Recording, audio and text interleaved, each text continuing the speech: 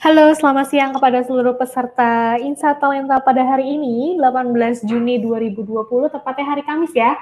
Mungkin kita sudah masuk ke minggu kedua nih, teman-teman semuanya sudah mulai kembali normal, yang memang mungkin masih beberapa di antara kita masih menerapkan WFH parsial kali ya gitu. Selamat datang di acara Insight Talenta, perkenalkan saya Carla dari tim Talenta yang akan membuka acara pada siang hari ini. Sebelumnya terima kasih yang sudah menyempatkan waktunya untuk join di acara kita hari ini, yang dimana acara kita hari ini membahas mengenai new normal for HR and workplace. Jadi kita akan sharing bareng nih teman-teman, barengan sama Reno Rafli dan juga Mas Laude, Mbak Reno Rafli dan juga Mas Laude di sini akan sharing mengenai new normal for HR and Workplace dari versinya Mas Laude ini dari narasi dan juga Mbak Reno ini dari KTI dan juga partner komunitas kita nih teman-teman dari HR Next Gen yang memang akan sharing mengenai new normal for HR and Workplace. Tak ketinggalan juga teman-teman nanti akan dipimpin oleh moderator kita siang hari ini. Ada Mas Alvin Tantio yang memang bekerja juga sehari-harinya sebagai SR di salah satu perusahaan FMCG terbesar di Indonesia.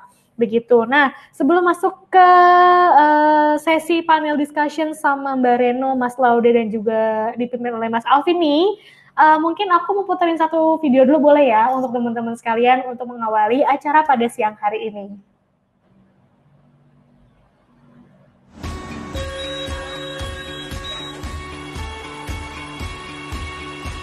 PT LRT Jakarta secara akta didirikan pada bulan Maret 2018 under Pemprov DKI dan kita juga under holding Jakarta Propertindo. Kita bergerak dalam bidang pelayanan transportasi dari LRT atau Light Rail Trail. Sebelum menggunakan HRS Talenta itu menggunakan sistem manual. Dan tentunya faktor human error sangat riskan terjadi. Dan tentunya untuk menghitung akan banyak sekali proses-proses manualnya dari perhitungan pajak yang dihitung sendiri, kemudian perhitungan overtime yang dihitung sendiri walaupun ke dalam satu spreadsheet. Tapi dengan Talenta memangkas proses-proses tersebut sehingga dapat dilakukan semuanya dalam waktu yang bersamaan. Kita ingin suatu sistem yang light, sistem yang mudah, user-friendly, tidak terlalu banyak investasi dalam pengadaannya, dan juga tentunya tim support yang akomodatif.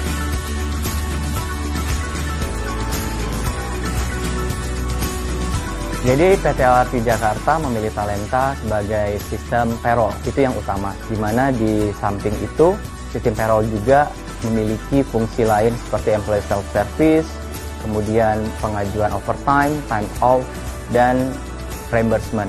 Jadi itulah alasan kenapa Talenta digunakan di PT LRT Jakarta.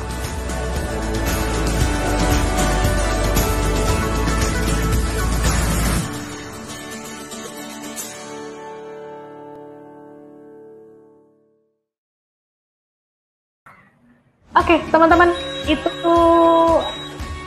adalah salah satu video dari usernya kita, salah satunya yaitu LRT gitu ya. Nah, untuk mengawali acara pada siang hari ini, aku mengundang dulu nih Mas Laude dari Narasi, selaku Head of HR Narasi, untuk bisa bergabung bersama dengan saya.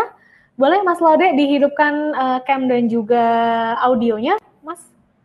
Oke, nah ini dia teman-teman yang penasaran nih siapa sih sebenarnya di balik HR-nya Narasi gitu ya.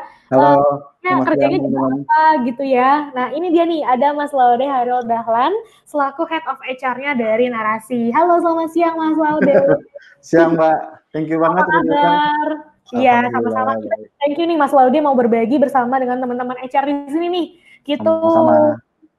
Nah, Mas Laude, mungkin untuk mempersingkat waktu, aku serahin sesinya ke Mas Laude ya. Ntar arahkan ke aku aja mau seperti apa nanti ya. Oke. Aku silakan Mas Laude.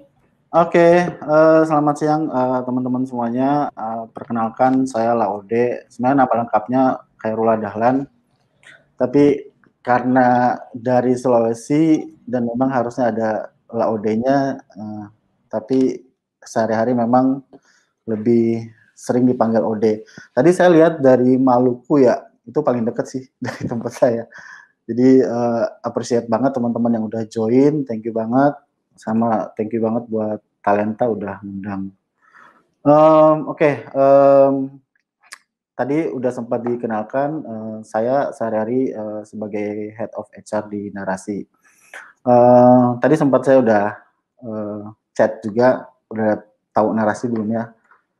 Semoga ada beberapa tadi yang udah tahu atau ngikutin, tapi so far aku coba sedikit overview ya. Mungkin kalau beberapa orang kalau lihat Narasi mungkin identiknya sama Mata Najwa ya.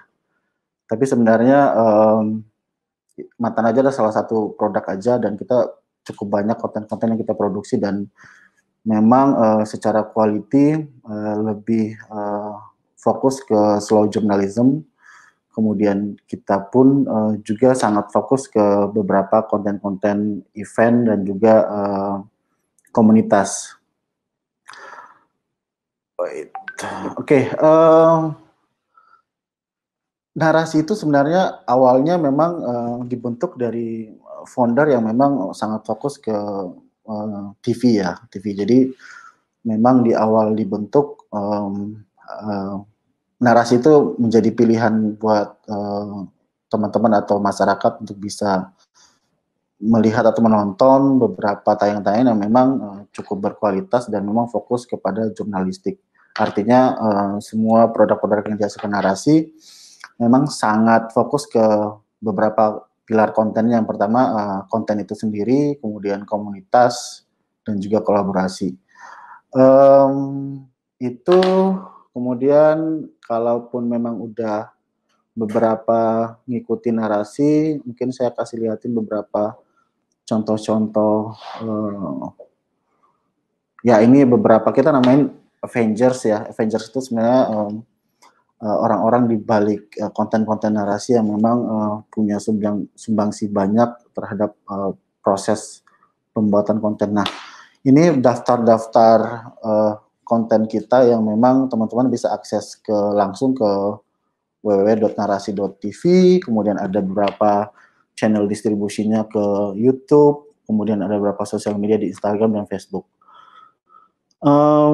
Semua produksi konten ini dilakukan oleh teman-teman Narasi, benar-benar pure end-to-end-nya, mulai dari proses praproduksi sampai post-production, itu menggunakan teman-teman kreatif yang memang sudah disesuaikan dengan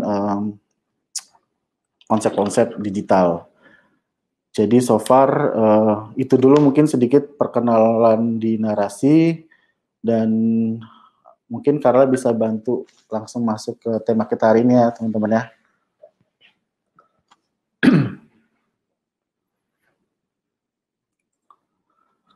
Oke, kalau dari kami di Narasi sebenarnya tema ini cukup menarik ya, karena kalau kita bicara refleksi dari beberapa bulan lalu, mungkin 3 bulan yang lalu, tadi saya sempat ngobrol sama Mas Alvin, memang secara prediksi dampaknya sebenarnya akan bisa dirasakan oleh beberapa bisnis, itu baik di masa pandemi atau di setelah pandemi.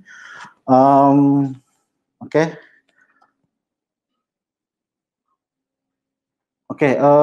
karena memang waktunya dari Carla 10 menit, mungkin ini udah 2 menit ya. Jadi ada tiga pointers sih, ada 3 pointers yang kita akan aku coba sharing ke teman-teman. Mungkin sebagian besar teman-teman di sini adalah praktisi HR, jadi aku di sini coba sharing seperti apa sih implementasi yang dilakukan oleh Narasi ketika new normal ini berlakukan. Yang pertama, new normal itu nggak lengkap ya teman-teman kalau kita nggak coba refleksi ke belakang, challenge-challenge apa yang kita temukan pada saat ada pandemi ini. Kemudian kira-kira aku menyebutnya mungkin bukan new normal itu dalam konteks nanti lebih ke change mood ya. Jadi memang benar Narasi itu coba merubah culture dan merubah kebiasaan sehari-hari, baik di level organisasi, kelompok atau departemen, ataupun di level individu. Kemudian nanti sebenarnya di ujung aku mau liatin beberapa implementasi workplace yang kita lakukan di Narasi, tapi mungkin slide-nya kebanyakan.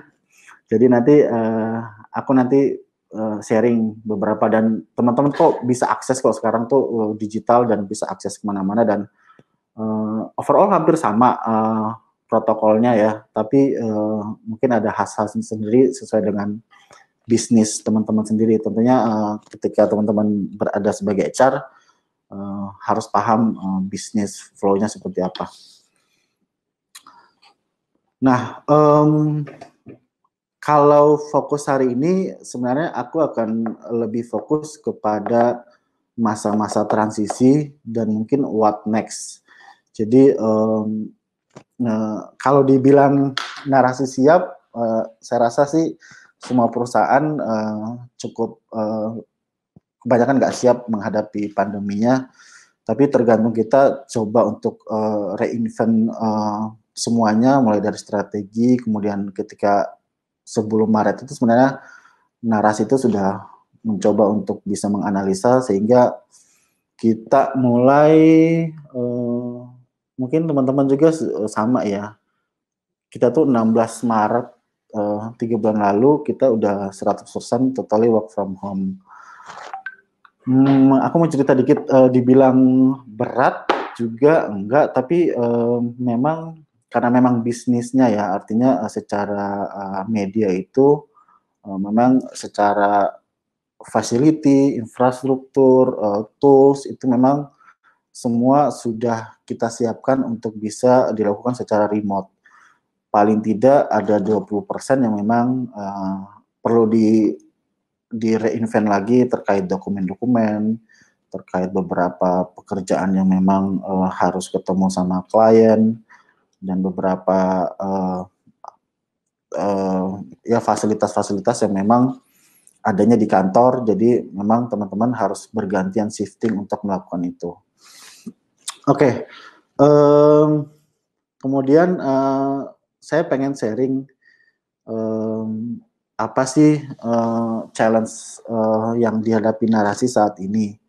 Memang tidak semuanya yang saya tampilkan ini adalah yang cukup banyak, challenge-nya cukup banyak, tapi ada beberapa ya 5 besar yang memang paling sebagai HR perlu kita jadi fokus kita untuk bisa mencoba menjadi partner bagi manajemen ataupun karyawan untuk bisa menghadapi new normal atau COVID-19 ini. Yang pertama ya produktif itu saya rasa memang as a pandemi atau enggak lagi pandemi, memang ini harus jadi fokus kita, terutama apalagi dalam kondisi saat ini. Aku rasa teman-teman HR perlu memahami konsep produktivitinya dengan baik, sehingga memang ke turunan ke bawahnya itu akan lebih mudah teman-teman untuk bisa menjalankan rules yang ada di organisasi masing-masing. Kemudian sebenarnya saya dan tim, mungkin ada tim saya yang join di sini ya. Saya dan tim itu paling ya baru 2018 create departemen ini, dan memang awalnya memang kita belum fokus ke bisnis karena banyaknya operation excellence yang kita kerjakan. Jadi penting teman-teman untuk jadi partner bisnis dalam saat ini. Kalau perlu kita tiap hari itu ngobrol sama orang bisnis, ngobrol sama manajemen, ngobrol sama karyawan, itu penting kita lakukan. Kemudian efisiensi ini artinya jangan diartikan bahwa harus memotong semua cost, tapi lebih kepada ada beberapa kebutuhan atau yang masih bisa di pending, ya kita pending dulu, sehingga mungkin challenge-challenge ini bisa kita hadapin gitu.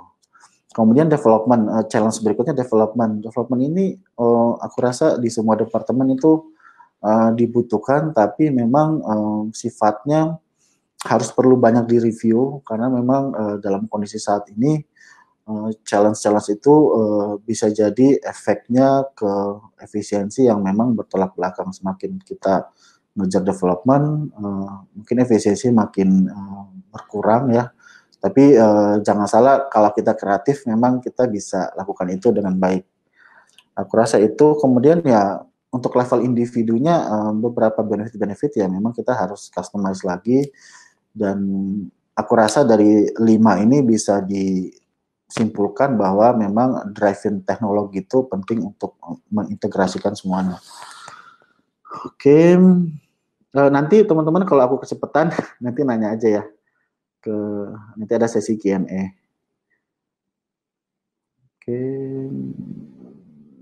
Oke, dari beberapa challenge itu kita coba melakukan improvement strategi.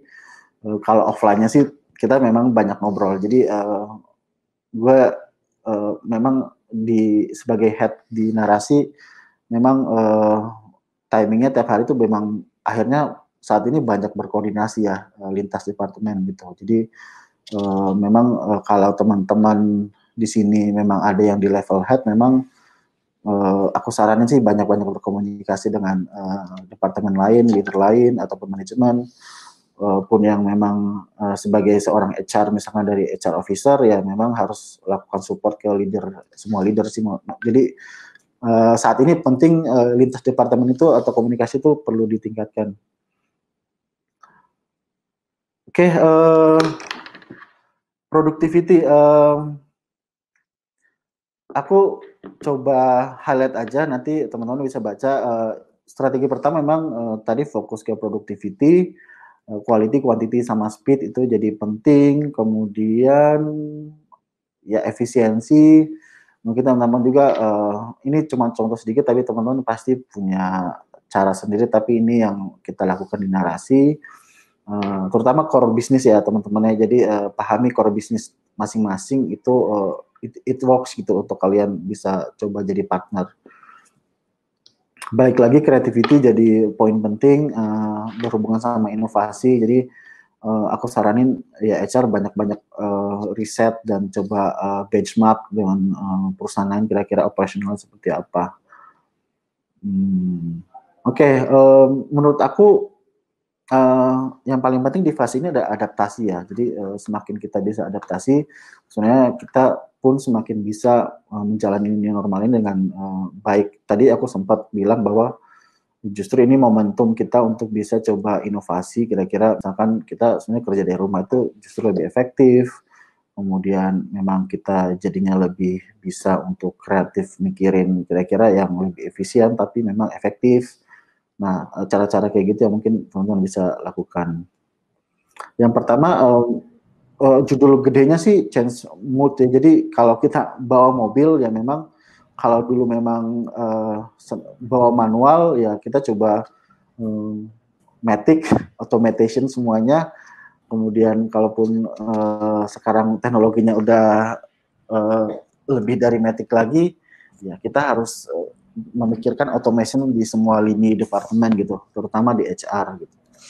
Oke, halo Mas Laude. Oh iya, udah habis ya? Mas, iya, 20 menit nih, kita coba potong dulu, nanti mungkin lebih deep-nya Mas, kita simpan aja nih teman-teman pertanyaannya nih, tadi kan sudah ya dari productivity, creativity itu penting nih gitu kan ya untuk menunjang dari WFA, nanti bisa ditanyakan di sesi panel discussion sama Mas Laude, nanti sama Mas Alvin gitu ya.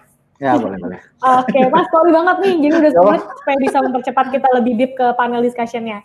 Siap. Oke, thank you Mas Laude. Thank you. Oke, teman-teman, next-nya nih, kalau tadi sudah dari versi narasi, walaupun memang belum secara lengkap, tapi nanti akan lebih lengkap lagi di sesi panel discussions. Aku mengundang dulu Mbak Reno Rafli, dari selaku VP of People and Culture Kata.ai, dan juga perwakilan dari HR Next Dance, yang akan membagi ilmu kali ya, Mbak Reno ya, informasi dan juga pengalaman menuju ke new normal yang memang sedang kita jalani bareng-bareng nih, gitu kan, di seluruh perusahaan menjalani ini. Halo Mbak Reno. Halo Mbak Carla, thank you. Halo. Iya, betul. Mbak Reno, mungkin sambil disapa-sapa pesertanya, aku serahkan sesi 10 menitnya ke Mbak Reno untuk lebih detailnya ya. Oke, siap. Oke, thank you Mbak. Thank you so much everybody. Thank you for inviting me. Selamat siang semuanya, mudah-mudahan selalu dalam keadaan yang sehat. Jadi sore kali ini saya akan sharing lebih sedikit tentang gimana sih definisi new normal gitu ya. Dan gimana caranya kita sebagai HR professional itu bisa reimagining work and space gitu ya. Workspace, work and space. Oke. So ini yang akan saya sharing a little bit. Jadi new normal ya apa sih? Jadi what's the good? what's the bad and what's the unknown ya. Terus saya akan sharing sedikit juga tentang gimana sih caranya HR dan employees feel about the new normal gitu ya. Lalu ini saya akan bawakan 2 case study, pertama tentang kata Zen dan kedua tentang HR Next Gen's community. Dan yang terakhir adalah kita bisa sama-sama thinking moving forward, ini how can we have new concept of work and space gitu ya. Oke. So, kalau kita ngomongin soal the new normal ini apa sih? Jadi, sebelum kita ngomongin new normal, mungkin kita bisa sharing sedikit ya. Kalau kita lihat tren COVID ini kan makin lama masih terus naik gitu ya, belum landai gitu. It's not, we haven't flattened the curve gitu. Jadi, masih naik gitu. Jadi, kalau lihat kita lihat global impact itu emang sepertinya memang COVID ini impacting global recession. Cukup impactful buat seluruh dunia gitu. Lalu kalau kita lihat unemployment rate ini March 2020 ini sudah 3 juta. Lalu obviously murid-murid yang sekolah di rumah ini kira-kira sudah 68 juta murid-murid yang sekolah di rumah. Lalu yang keempat ini yang kita lihat adalah tren kesehatan mental ini akhirnya menjadi sangat concern ya buat kita. Pada para pekerja juga gitu ya. Dan terakhir, kalau teman-teman saya lihat TV ya, ini emang increasing impact on diversity and inclusion concern gitu di workplace juga gitu. Nah, kalau kita lihat the new normal, apa sih yang bagus? Well, bagus banget. Kayaknya semua orang kalau meeting sekarang on time ya, karena nggak ada yang harus commute gitu. Jadi dengan nggak ada macet berarti more time with the family. Lalu ada pekerjaan-pekerjaan yang ternyata kita baru realize ternyata bisa loh pekerjaan ini bisa dikerjakan 100% remotely gitu ya. Lalu kalau kayak gitu berarti kan kita bisa mempredik kalau talent-talent ini bisa move ke suburbs ya in the future. Lalu mungkin kita lihat ekonomi ini mungkin bounce back di 2021. Kita siap apa enggak? Kalau the bad, obviously ini juga ada risk of burnout ya. Lalu unstructured time. Dengan adanya Zoom meeting gitu ya online, mungkin juga ada kurang ngobrol juga, mungkin ada isu tentang miskomunikasi dan uncertainties ini juga causing added stress. Nah, unknown ini banyak sekali ya tentang gimana caranya impacting our long term in the social economic status dan changes in consumer behavior gitu. Jadi apakah perubahan ini memang akhirnya merubah bisnis model kita? Lalu kalau kita lihat, krisis ini membuat HR ini ada di garda depan. Jadi yang saya lihat, HR becoming strategic thinker untuk managing remote team, people partner, ya, it's listening to the teams, guardian of the culture. Lalu juga kita harus menjaga terus rules and regulation, business partner, dan protector gitu ya. Lalu in the midst of crisis, memang kita juga melihat HR ini benar-benar menjadi tim di garda depan untuk managing uncertainties. Lalu kalau misalnya lihat apa sih how do we feel gitu about the new normal gitu ya. Nah ini small survey yang saya conduct di tim kata.ai. Jadi kalau kita tanya tentang productivity ini kira-kira 75% para tim ini merasa mereka feeling productive. Dan 82% dari mereka merasa they can collaborate well with their team during work from home. Jadi ini memang salah satu impact di mana beberapa intervensi dari tim HR, tim people and culture di kata ini benar-benar impactful gitu. Lalu kalau kita lihat gimana sih caranya how do HR professionals feel in the normal gitu ya.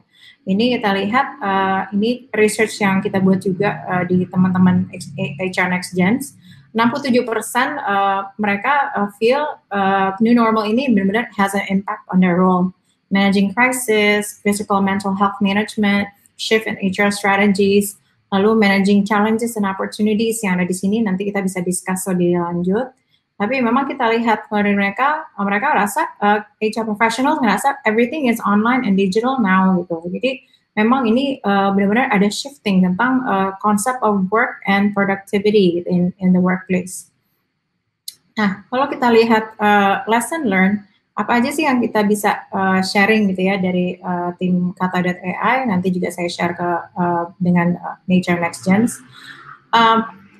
Most of the people here they are already work from home, jadi memang udah terbiasa. Tapi memang dengan krisis ini memang kita harus benar-benar fokus dengan communication sama change management. Jadi benar-benar having over communication will be actually good during the crisis. Jadi ini contohnya kita kadang-kadang 2 kali seminggu tuh bikin smile cards setiap Senin dan Jumat. Supaya teman-teman juga ngerasa even though we're far away, we're still connected. Ini salah satu komentar aja yang memang mereka ngerasa dengan hal-hal yang seperti ini, mereka merasa we're doing good gitu ya. Lalu kalau case tentang HR Next Gens, nah ini kita lihat bagaimana satu komunitas yang isinya mostly millennials adalah mereka bisa bertukar pikiran, sharing, and learning about each other, especially during the crisis gitu lah. Jadi memang ini salah satu good case study di mana community engagement ini really provide a strong support system and building resilience during the pandemic. Okay, and then kalau kita lihat what's next ini yang pertama adalah gimana caranya HR professionals ya kita itu bisa lihat using this time of change, time of shifting, reviewing and return back to the core. Core itu apa sih? Core itu kalau kita lihat core itu arti katanya dari core, heart gitu ya. Jadi heart of the organization, of the workplace itu people gitu. People as the heart of the core, heart of the organization. Jadi kita mesti lihat apakah semua yang di luar ini sudah align dengan kebutuhan bisnis dan kebutuhan tim. Ini juga waktu yang tepat untuk kita mereview semua proses gitu ya. Lalu yang kedua adalah what if we could redesign jobs to expand our talent pool across Indonesia.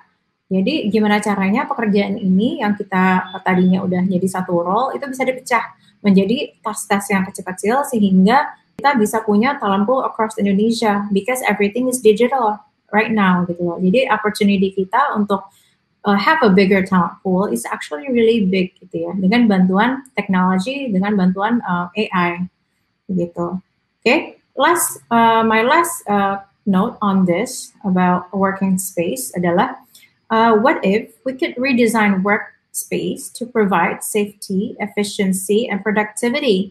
Jadi kita lihat workspace kita mungkin sekarang modelan co-working space saja, is hot desking, you have to sign up before you come into the office, provide less density in the workspace, implement remote first culture, invest in digital tools, obviously, invest in team leaders' capabilities. That's first and foremost.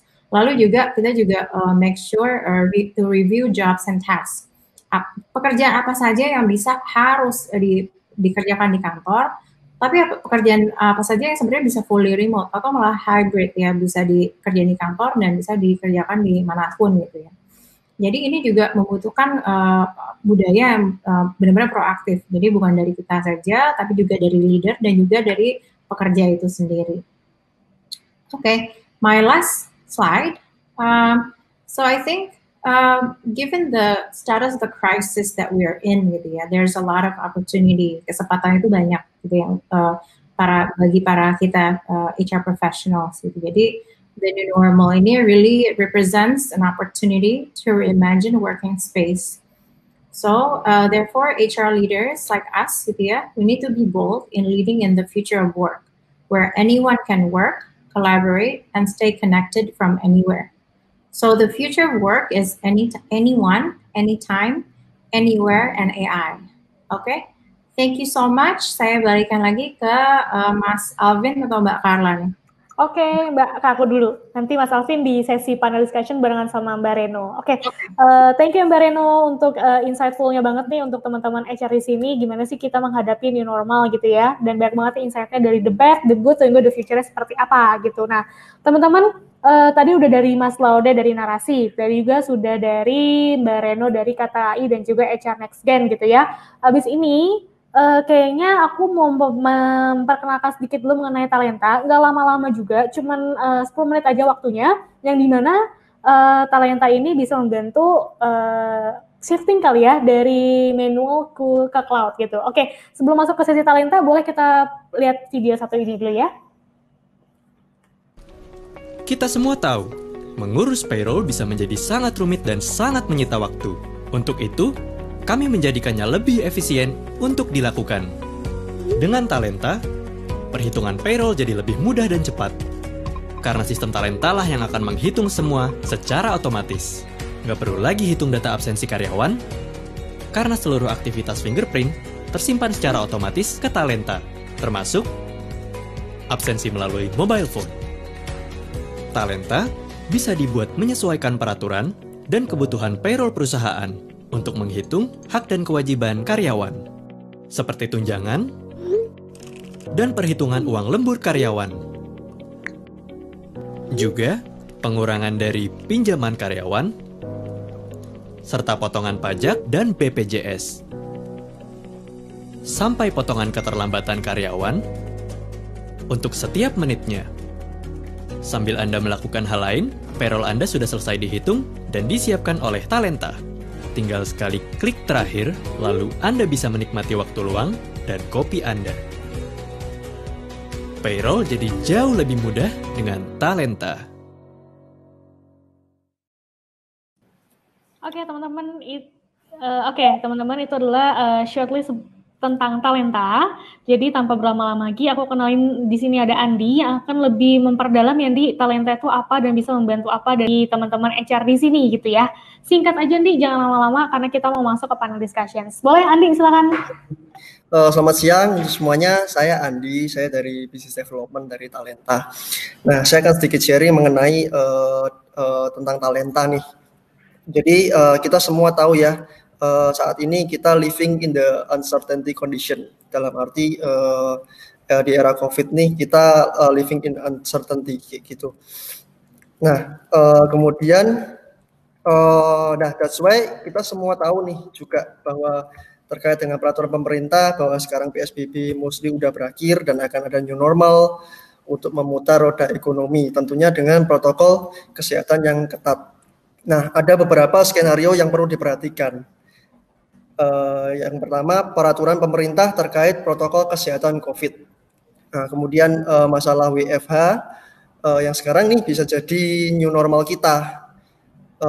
Dan WFH ini bisa jadi untuk lebih produktif dan efisien. Kemudian yang ketiga, masalah partial working hour. Jadi partial working hour dengan sistem yang shift, dengan jam kerja karyawan yang shift, itu harus diperlakukan karena protokol new normal yang terbaru. Kemudian providing information about COVID-19. Nah, poinnya adalah jadi perusahaan saat ini harus adaptif ya untuk merubah cara atau sistem terkait dengan kondisi new normal saat ini. Nah, being HR manager di sini juga uncertainty ya di era pandemi ini. Salah satu organisasi yang terdisrupsi. Bayangkan dengan cara kerja yang baru, misalkan seperti WFH nih. Nah, administrasi HR juga akan berubah nih, cara mengaturnya udah nggak seperti yang lalu-lalu. Absensi udah nggak relevan lagi pakai fingerprint karena WFH. Juga untuk monitor karyawan yang ada di luar kantor. Kemudian jam kerja shift juga parsial juga perlu diatur. Nah, that's why sistem atau teknologi perlu kita upgrade seperti itu untuk membantu mengatur dan istilahnya take control ya proses HR yang ujung-ujungnya nanti akan meningkatkan produktivitas. Di situ. Kemudian ini sekilas mengenai Talenta Product Overview. Jadi untuk support HR, take handle masalah administratif basic HR. Contohnya apa? Mulai dari absensi, pengajuan cuti, izin, sakit, lembur, reimbursement, bahkan sampai melihat slip gaji sendiri. Itu semuanya bisa dilakukan via aplikasi mobile alias paperless. Nah, tentunya dengan otorisasi atau approval dari atasan juga. Nah, ini juga applicable saat karyawan WFH, jadi lebih mudah untuk controllingnya. Dan beruntungnya untuk pengajuan tadi, pengajuan tersebut akan nyambung juga langsung ke perhitungan payroll-nya. Termasuk juga perhitungan seperti denda keterlambatan yang dilihat dari absensi karyawan. So, di sini sebagai satu pintu untuk mengurus masalah personalia, baik dari database, ataupun employee self-service. Nah, kemudian why Talenta matters in making partial WFO atau WFH run smoothly ya. Yang pertama pasti kemudahan dalam bekerja nih, baik HR maupun karyawan. Kalau dari sisi HR gimana? Jadi memudahkan untuk mengatur karyawan. Jadi melihat juga pengajuan-pengajuan karyawan untuk manage database karyawan. Nah, seperti itu. Dari karyawan juga akan lebih mudah. Kenapa? Untuk pengajuannya juga lebih mudah nih dari sisi pengajuan cuti, reimbursement, lembur, dan melihat informasi seputar HR nih. Udah jadi satu pintu. Jadi tujuannya apa sih? Jadi sama-sama happy nih. Ujung-ujungnya kan ke produktivitas masing-masing dari HR maupun dari karyawan. Nah, kemudian meningkatkan produktivitas dan juga yang pasti eliminate human error di sini karena kita udah pakai sistem. Nah, ini saya quick aja beberapa fitur dari Talenta seperti pengaturan jam kerja karyawan bisa dilakukan, dibuatkan shift atau pattern sehingga tinggal assign ke karyawan. Kemudian, nah di era seperti ini juga kita meminimalkan ya penularan COVID juga. Live attendance di sini kita juga bisa gantikan fingerprint. Nah, jadi kita bisa minimalkan penggunaan satu alat yang disentuh oleh banyak orang. Nah, salah satunya di sini juga. Kemudian kita bisa monitor activity dan maintain productivity anywhere, anytime dengan timesheet yang ada di kita. So, tujuannya apa? Owner atau HR bisa memonitor apa yang dilakukan karyawan. Jadi masing-masing karyawan kita bisa buatkan jadwal atau timesheet. Seperti itu. Kemudian selanjutnya adalah monitor and maintain your employee health. Nah, well-being ini sangat matters juga ya, kesehatan karyawan. Karena kalau karyawan kita sakit, produktivitas pasti akan turun. Nah, kita di sini juga akan ada self-assessment nih untuk cek kesehatan berupa survei, email laporan jika ada karyawan yang memiliki gejala, dan monitoring kondisi karyawan dengan laporan harian.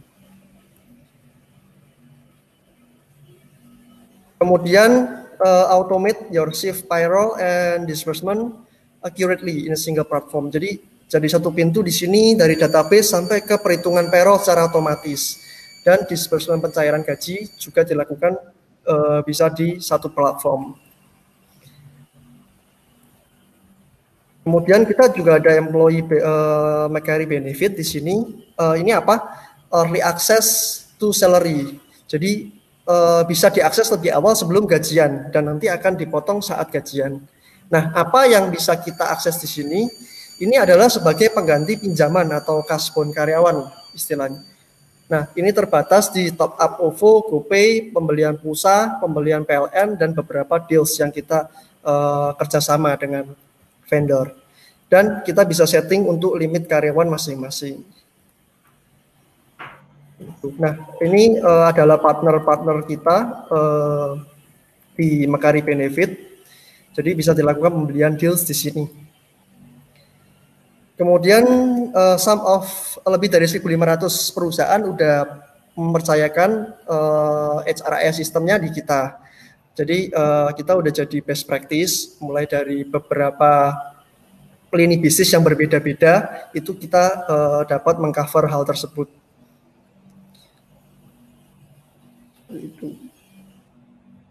Nah, ya yang terakhir sih kita di sini sebagai platform HRIS. Nah, penting banget juga untuk investasi ke sistem yang bagus untuk menunjang produktivitas baik dari sisi HR maupun karyawan bisa lebih happy. Nah, sekian sih kurang lebih presentasi mengenai Talenta. Saya kembalikan ke moderator. Oke, Andy, thank you banget nih. Jadi teman-teman, mungkin ada yang ingin bertanya dulu sebelum kita masuk ke sesi panel discussion sama Andy mengenai Talenta. Kalau tadi sudah dijelaskan sama Andy ya, bahwa kita memang punya fitur-fitur yang bisa menunjang daripada kegiatan normal ini gitu ya, Andy ya? Oke, mungkin ini Andy boleh dijelaskan yang di layar bagaimana? Oh iya, untuk sekarang nih teman-teman HR kita ada limited slot ya untuk promo yang sekarang. Jadi istilahnya kita ada program money back guarantee di sini.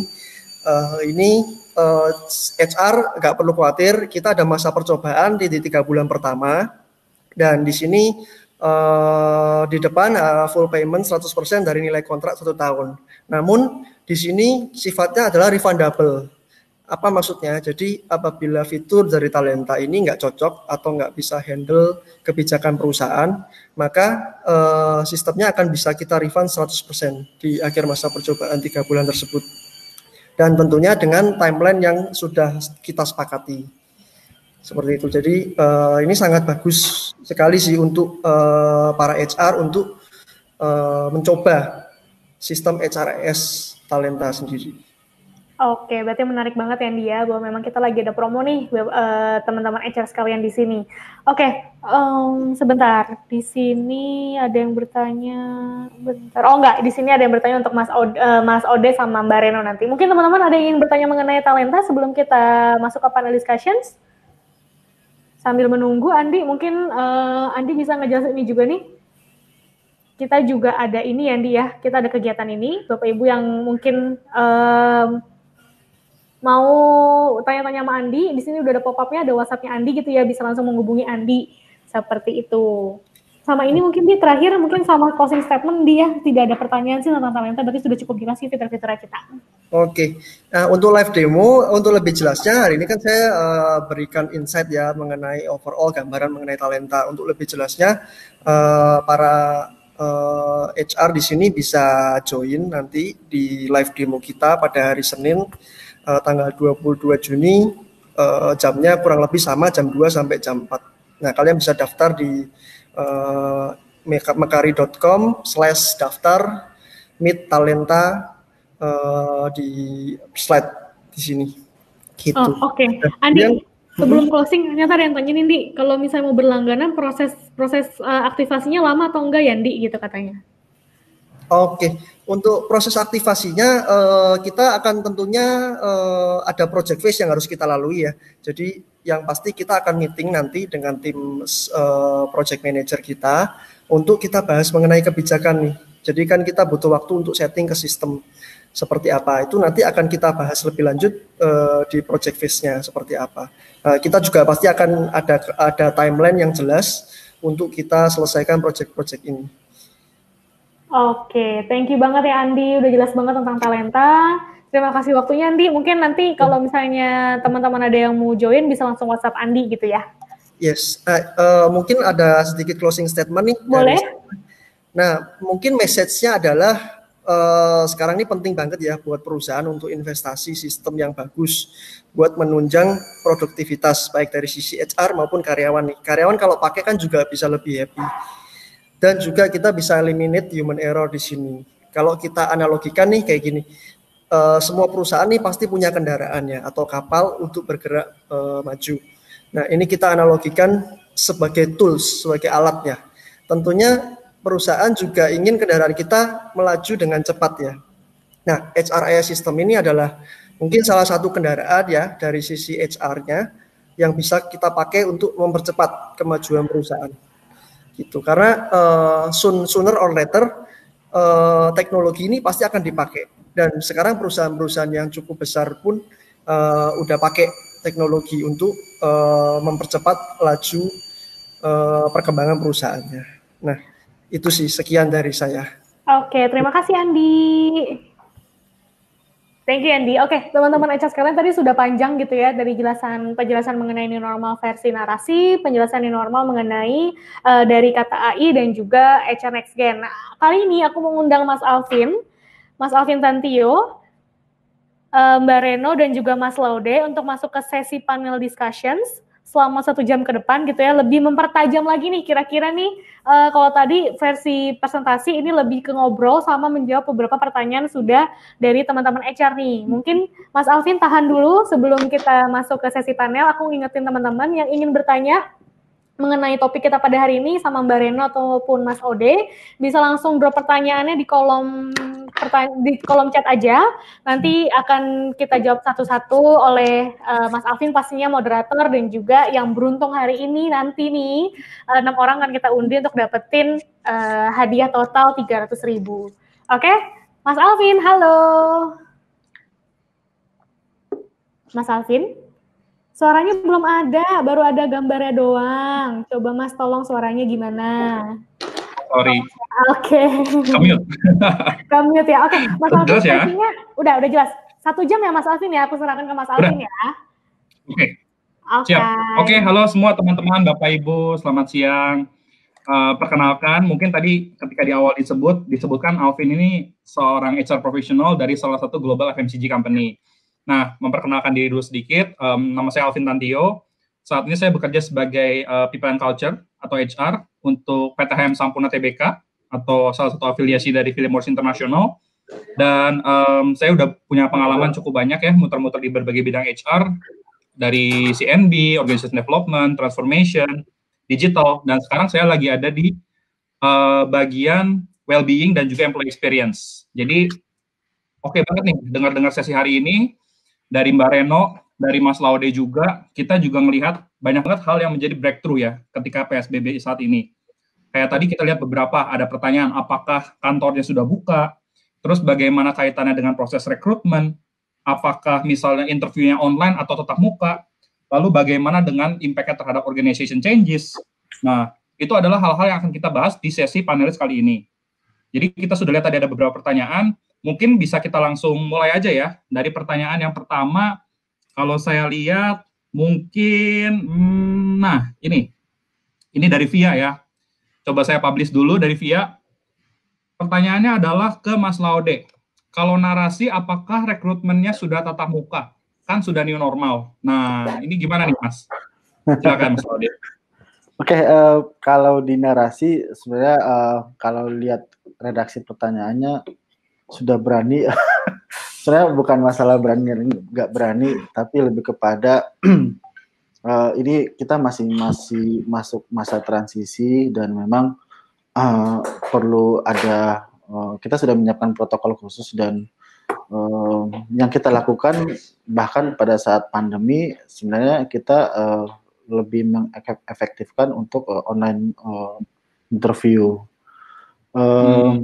Jadi kalaupun memang kedepannya sudah bisa langsung tatap muka, aku rasa justru saat ini inovasi kami lebih kepada ya all proses itu kita lakukan online. Oke. Jadi ya gimana Mas? Oh silakan duluan. Yang kedua sebenarnya proses rekrutmen itu sebenarnya adalah proses yang memang bisa kita lakukan automation ya. Walaupun memang kita nggak ketemu langsung, tapi semua proses-proses mulai dari rekrutmen, selection, offering, kemudian placement itu semua kita bisa lakukan secara online. Walaupun nanti ke depannya diperlukan tatap muka, paling tidak adalah lebih kepada ada beberapa pekerjaan yang memang harus dilakukan testing di narasi gitu. Oke.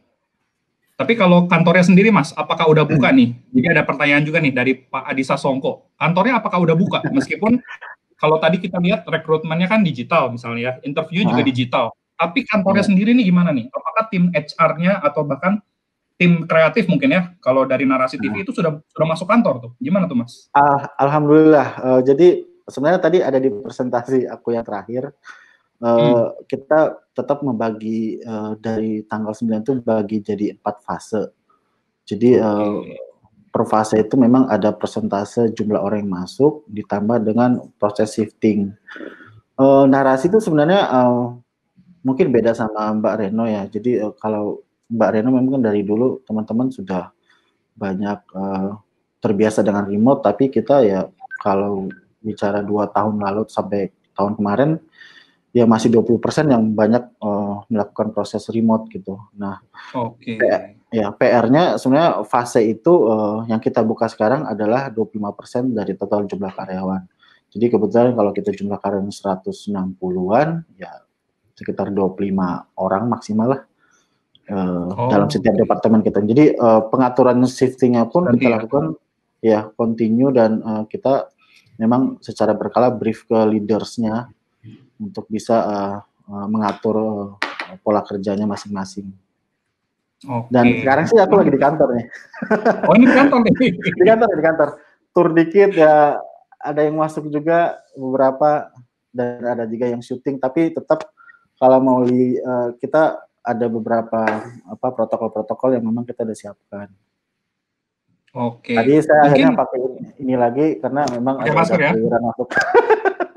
Oke, menarik banget ya. Jadi kalau secara protokol kesehatan gitu ya, memang mungkin kalau beberapa pekerjaan kan ada yang bisa digital gitu ya, mungkin karyawannya disupport dengan laptop, dengan handheld atau device-device lain, tapi kan ada beberapa juga yang istilahnya memang terbatas, tapi dengan keterbatasan itu yang penting kita tetap menerapkan protokol kesehatan dan juga pencegahan.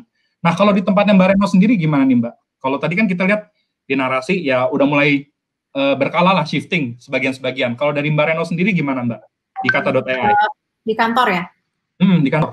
Udah pernah masuk Pak atau gimana nih? Oke, jadi sebenarnya kantor itu actually untuk sejak Maret kan memang kita sama dengan Mas Laude working from home itu full. Lalu berangsur-angsur transisi kita buka kantor 2 kali seminggu di bulan I think May I think ya, starting to do that, Selasa Kamis. Karena kita realize teman-teman yang stuck di rumah itu memang ada kendala mereka either burn out dan juga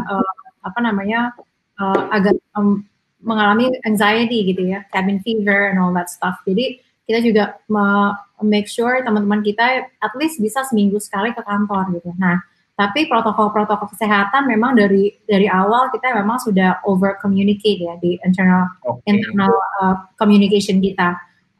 Harus ini, harus itu, setiap minggu harus isi form perjalanan kalau keluar kota, form kesehatan setiap minggu. Lalu kita juga ada mood meter, pulse survey juga, make sure teman-teman juga masih oke gitu ya. Dan di sini juga kita biasanya kan kita punya offline engagement ya di team culture. Nah itu kita bawa semua ke online gitu. Jadi ada virtual bookbar, ada mini competition, work from home, all those things yang sebenarnya agak receh gitu ya. Tapi it actually really matters to the team gitu sih. Ya. Dan yang kita lihat memang akhirnya teman tim di people partner ini berubah shifting yang tadinya nggak terlalu do one on one, benar-benar kita check-in sama employee itu benar-benar satu-satu gitu, make sure they're okay gitu. Jadi emang banyak banget pekerjaan-pekerjaan kita yang benar-benar difokusin dalam krisis ini untuk managing employee well-being gitu sih. Oke. Tapi berarti bagus juga ya, malah ketika WFH ini, PSBB ini, malah jadi banyak kegiatan-kegiatan positif, satu. Sama yang kedua adalah banyak hal-hal kecil yang mungkin kalau di kondisi normal kita ngeliat kayak, wah ini biasa aja lah, oh ini video call sama teman biasa aja. Tapi ketika saat ini menjadi suatu hal yang spesial. Apalagi kaitannya dengan well-being, dengan istilahnya sanity-nya employee. Dan tadi yang dijelasin sama Mbak Reno sama Mas Laude juga, kebetulan kalau dari pengalaman saya, di tempat saya kerja juga sama sih, perusahaan saya ngadain kayak semacam pulse survey. Jadi secara berkala ditanya bagaimana mood-nya, terus kira-kira apa support yang dibutuhkan. Jadi mereka bisa menyampaikan apapun. Dan sebetulnya terkait program-program well-being ini, tadi saya juga sempat lihat ada nih pertanyaan dari karyawan ya. Mungkin kita sedikit bergerak dulu nih. Saya liatin pertanyaannya. Ada pertanyaan terkait apa yang mesti dilakukan HR. Coba ya, nah ini nih. Pertanyaan dari udah muncul belum ya? Belum ya? Coba. Bagaimana cara tim HR narasi dan kata.ai dalam menghandle psikologi karyawan saat WFH? Jadi kan banyak yang berubah. Tadinya misalnya orangnya di lapangan, terus sekarang harus di rumah terus. Mungkin 1 hari 2 hari Kak, yes, ini libur nih. Ini kayak libur nih, bisa kerja sambil selonjoran.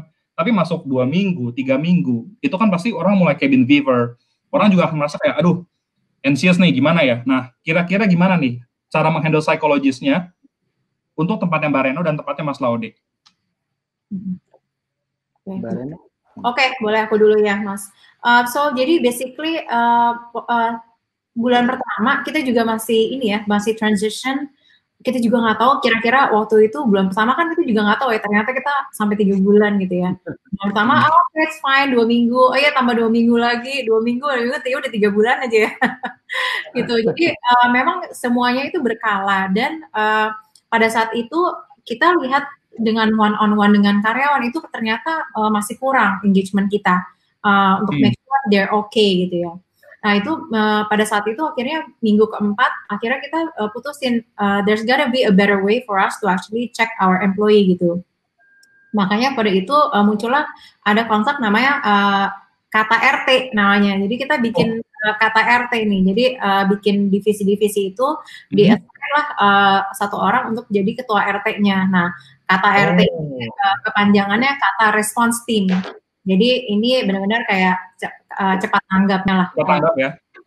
Tapi kita nah kata roles-nya ini sangat penting sekali untuk benar-benar mengecek teman-temannya satu-satu gitu loh. Jadi tiap minggu kan kita kasih form kesehatan dan form perjalanan. Make sure teman-teman nggak sakit, masih di dalam rumahnya, masih beraktivitas normal gitu ya. Tapi kalau misalnya ada yang sakit, itu kata ketua RT ini langsung cepat cek apakah dia oke, istrinya oke, keluarganya oke.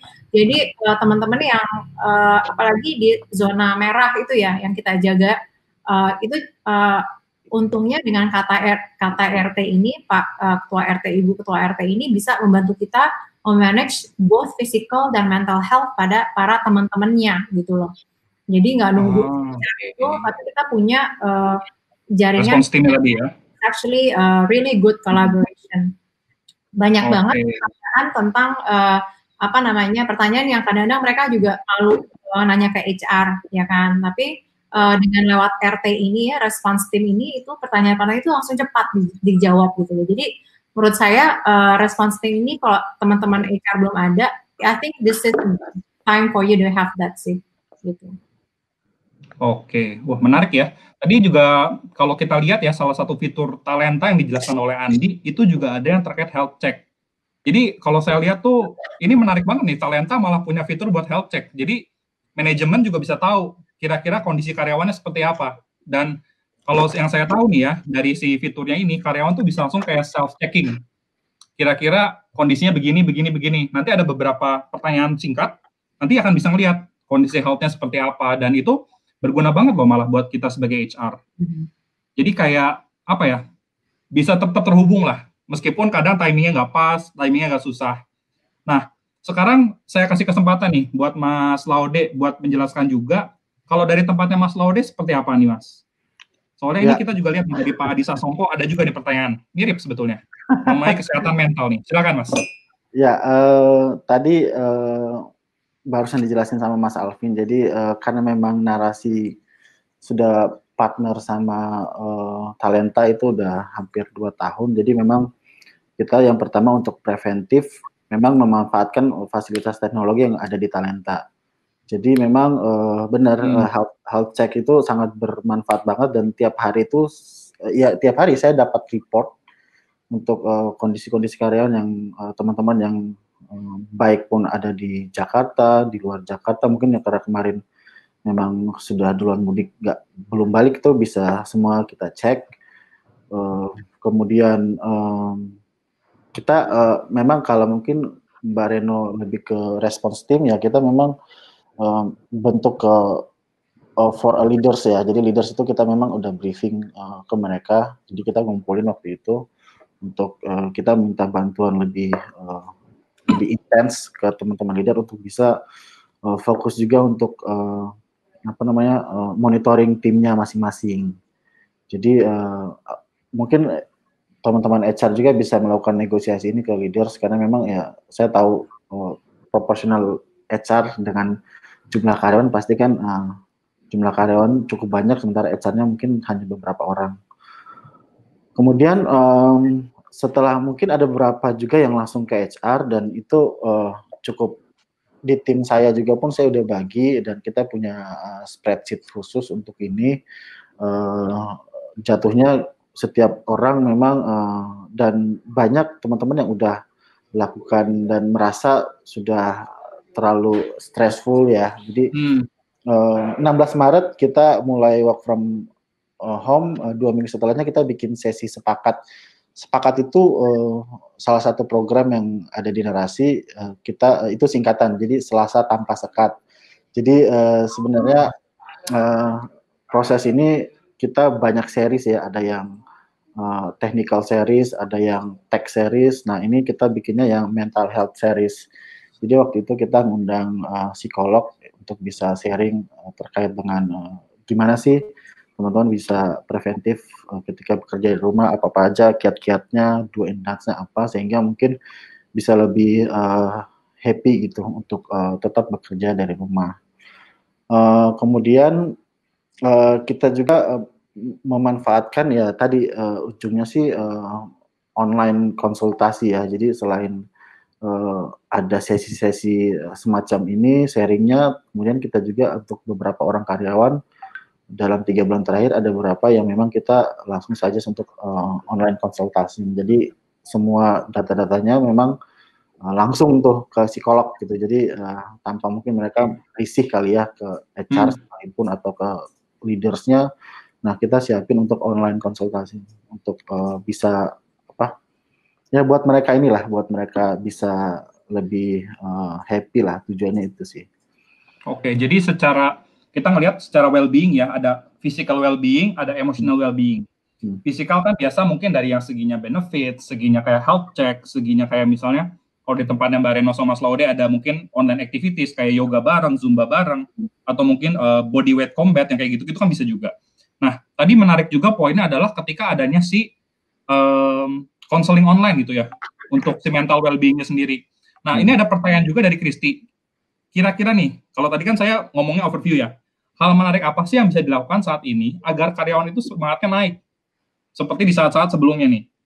Silakan, mungkin dari Mas Laude dulu, lalu bisa dilanjut Mbak Reno. Ya, so far salah satu challenge yang teman-teman rasakan kalau kita waktu itu pernah handling survei, memang kalau menurut respon mereka, kebahagiaan yang hakiki di awal-awal ini adalah ketika HR sudah mengumumkan bahwa ya kita udah bisa bekerja dari kantor gitu.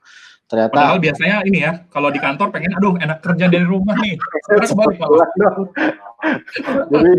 Jadi sampai kalau cek di sosial media kami di Narasi itu sampai memang diplesetin gitu HR-nya tuh memang sabar ya teman-teman, sebentar lagi HR akan ngumumin sampai seperti itu gitu. Karena memang stressful. Nah, sebenarnya kiatnya lebih memang komunikasi ya, one-on-one, kemudian kita coba untuk tidak serta-merta mereka nggak punya masalah ya. Sometimes itu perubahan culture, perubahan tools, tiap hari mereka harus meeting online, itu kita ada sesi one-on-one sama mereka. Setiap minggu pun kita berikan report ke leaders-leadersnya. Kita setiap minggu itu ada leaders meeting, jadi kita coba update di situ kira-kira apa aja yang kira-kira membuat mereka bisa lebih semangat, dan tentunya ada program-program dari HR sendiri kayak sepakat itu kita lakukan minimal sebenarnya 2 minggu sekali, sehingga mereka merasa beberapa permasalahannya itu bisa teratasin, minimal sharing lah. Minggu ini ya kita coba dengan financial issue gitu ya. Jadi kalau kita udah mental health, kemudian financial issue, mungkin nextnya ada beberapa tema-tema lagi yang mungkin buat mereka bisa lebih semangat gitu. Oke, ini terkait juga ya dengan pertanyaan dari Mbak Dian nih. Kalau kan tadi semangat menurun, seringkali produktivitas juga menurun nih. Nah, dari Mas Laude gimana? Habis ini kita lanjut ke Mbak Reno langsung ya. 2 pertanyaan tadi. Silakan.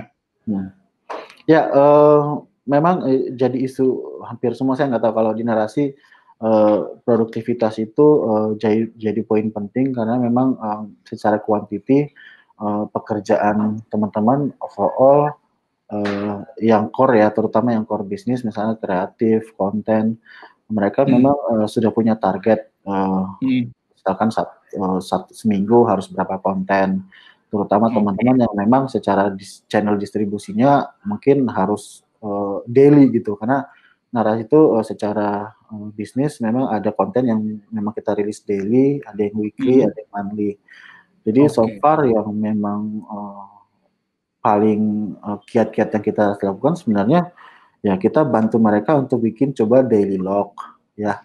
Walaupun memang secara teknologi kita masih pakai spreadsheet, jadi teman-teman punya catatan khusus apa saja yang sudah dikerjakan setiap hari, sehingga itu jadi evaluasi nggak cuman buat leadersnya, tapi buat HR itu bisa menganalisa sejauh mana sih load-nya, kemudian sejauh mana apa saja sih yang memang koordinasi antar departemen sebenarnya Mas Alvin yang memang jadi penting banget, PR banget sih. Masa kalau aku sih bilangnya PR banget gitu, karena biasanya teman-teman itu bisa langsung karena memang kita di sini cukup bebas bertanggung jawab ya. Nah pada akhirnya sekarang mereka harus secara online di WhatsApp, di meeting online. Itu koordinasi antar bagiannya jadi terhambat. Jadi sebenarnya poin stressfulnya di situ sih. Jadi bagaimana kita nyambungin semuanya, jadi ada sistem integrasi untuk komunikasi, request, ngedit ya, kalau di sini kita misalkan ambil data gambar, video, kemudian dia harus ketika itu sudah dilakukan berpindah lagi ke orang lain, itu kita harus komunikasi lagi karena mengerjakan konten itu tes ya Mas ya. Betul. Kalau memang komunikasinya terhambat ya mungkin produknya juga akan terhambat juga ya. Iya, betul. Ini mirip juga ya kalau misalnya kayak di talenta gitu ya, atasan kadang kan mungkin kalau istilahnya bebas bertanggung jawab, kadang tuh cuti sekedar WhatsApp doang gitu ya. Kadang bosnya nggak ngeliat atau atasnya nggak ngeliat, terus kelupaan tau-tau, kamu di mana? Loh, Pak, saya kan cuti. Nah, susah juga nih. Dengan adanya si yang fitur talenta tadi ngebantu juga ya sebetulnya buat cuti ya kalau gitu. Iya, Mas Alvin. Jadi kebetulan narasi kan udah gunain talenta dan implementasi culture-nya itu mungkin kita udah running dari 2018 akhir ya. Nah, jadi hampir udah 1,5 tahun gimana nih so far? So far sih sangat ngebantu ya, terutama dengan ISS ya Mas. Jadi teman-teman yang HR departemen itu termasuk departemen yang termuda sih. Tapi malah yang canggih-canggih juga nih sekarang ya kalau dilihat. Iya. Jadi tapi alhamdulillah dengan 70% kita under 13 ya. Semangatnya untuk bisa lebih mandiri, kemudian mereka sudah bisa akses dengan sendirinya, kemudian presensi juga bisa dilakukan secara mobile, cuti, kemudian sakit, reimbursement, cash advance, itu semuanya ya sudah berjalan sih Mas, semua fiturnya. Nah, thank you Mas Laude untuk untuk sharingnya. Jadi ini mungkin jadi fokus yang menarik juga nih buat teman-teman yang lain nih. Nah, kalau dari Mbak Reno sendiri gimana Mbak? Apa yang dilakukan di tempatnya Kata.ai untuk membuat karyawan bersemangat dan juga terkait productivity tadi nih? Gimana supaya sustain productivity-nya? Karena ini kan istilahnya kalau orang bilang ya, kita bukan berada di kapal yang sama, tapi kita tuh sedang menghadapi badai yang sama. Nah, silakan Mbak Reno, gimana nih? So I think kalau misalnya kita lihat ya, krisis ini kan yang kita tahu, this is something nobody has experienced before gitu, siapapun gitu. Jadi I think we as a HR leader dan juga leader in the company has to realize ini something yang we have to think about taking care of our employees first before we take care of our business gitu loh. Jadi what we did at Kata the first month itu memang benar-benar kita just chill aja dulu gitu loh, masa transisi dulu. You think about your experience gitu ya, how it impacts you. Ada yang anxious, ada yang feeling uncertain. Those feelings are real gitu ya. Jadi kita benar-benar make sure teman-teman juga merasa they feel listen gitu ya. Once the grieving process is over, baru kita mikir, what are we gonna do ke depannya gitu? What can we do together? Kalau menurut saya, tetap kapalnya masih sama ya. Kapal masing-masing organisasi masih sama. Tinggal gimana caranya kita bikin kapal itu nggak tenggelam. Gimana caranya kita bikin kapal itu ya jalan bareng-bareng. Ada badai kayak ada tantangan di luar. Ya udah kita we have to stick together gitu loh. Jadi kapal itu adalah apa? Kapal itu adalah core values masing-masing perusahaan harus align aja. Core values kita apa sih? Commitment, integrity, communication, whatever else that may be, itu masih di-refresh lagi ke karyawan. That's what we did at Kata. Ya. Kita bikin core values workshop online langsung. Lalu yang kedua, kita juga realign business model yang sekarang, apakah masih relevan dengan tantangan dan consumer behavior yang berbeda. Kalau misalnya masih relevan, ya tinggal kita make sure apakah struktur atau pekerjaan-pekerjaan kita masih align gitu. Kalau misalnya nggak relevan, itu butuh diskusi tentang business model which is much longer. Tapi juga kita melihat ada nggak sih dari kita pekerjaan-pekerjaan kita yang memang udah nggak relevan lagi. Misalnya teman-teman HR yang dulunya ngurusin gedungnya udah nggak dipakai lagi. Ya udah, sekarang berarti kita fokus on ngurusin teman-teman gimana cara mereka nyaman work from home. Ya. Betul, jadi tentang protokol kesehatan, tentang protokol working from home, tentang protokol bagaimana bisa terus beraktivitas dengan aman, all those things yang sebenarnya diperlukan untuk teman-teman bisa menunjang kesejahteraan dimanapun mereka berada gitu. Karena you think about it, right? You working from home all day, terus kalau yang punya anak juga mereka harus manage anak-anaknya di rumah, sekolah. Dan kalau punya pasangan juga harus bekerja di rumah. You think all the stress in the world yang happen di rumah. Jadi kalau misalnya kita sebagai leader, ya kita harus tahu tantangan apa saja yang mereka harus handle di rumah. Kalau mereka bisa bantu untuk handle tantangan, otomatis pasti mereka akan bantu kita menjalankan kapal perusahaan kita. Next step-nya setelah itu kita kalau dikatai performance management kita menggunakan OKR. Objective key results gitu ya. Jadi OKR itu harus clear aja sih. Objective key results-nya seperti apa? Apakah ada yang berubah?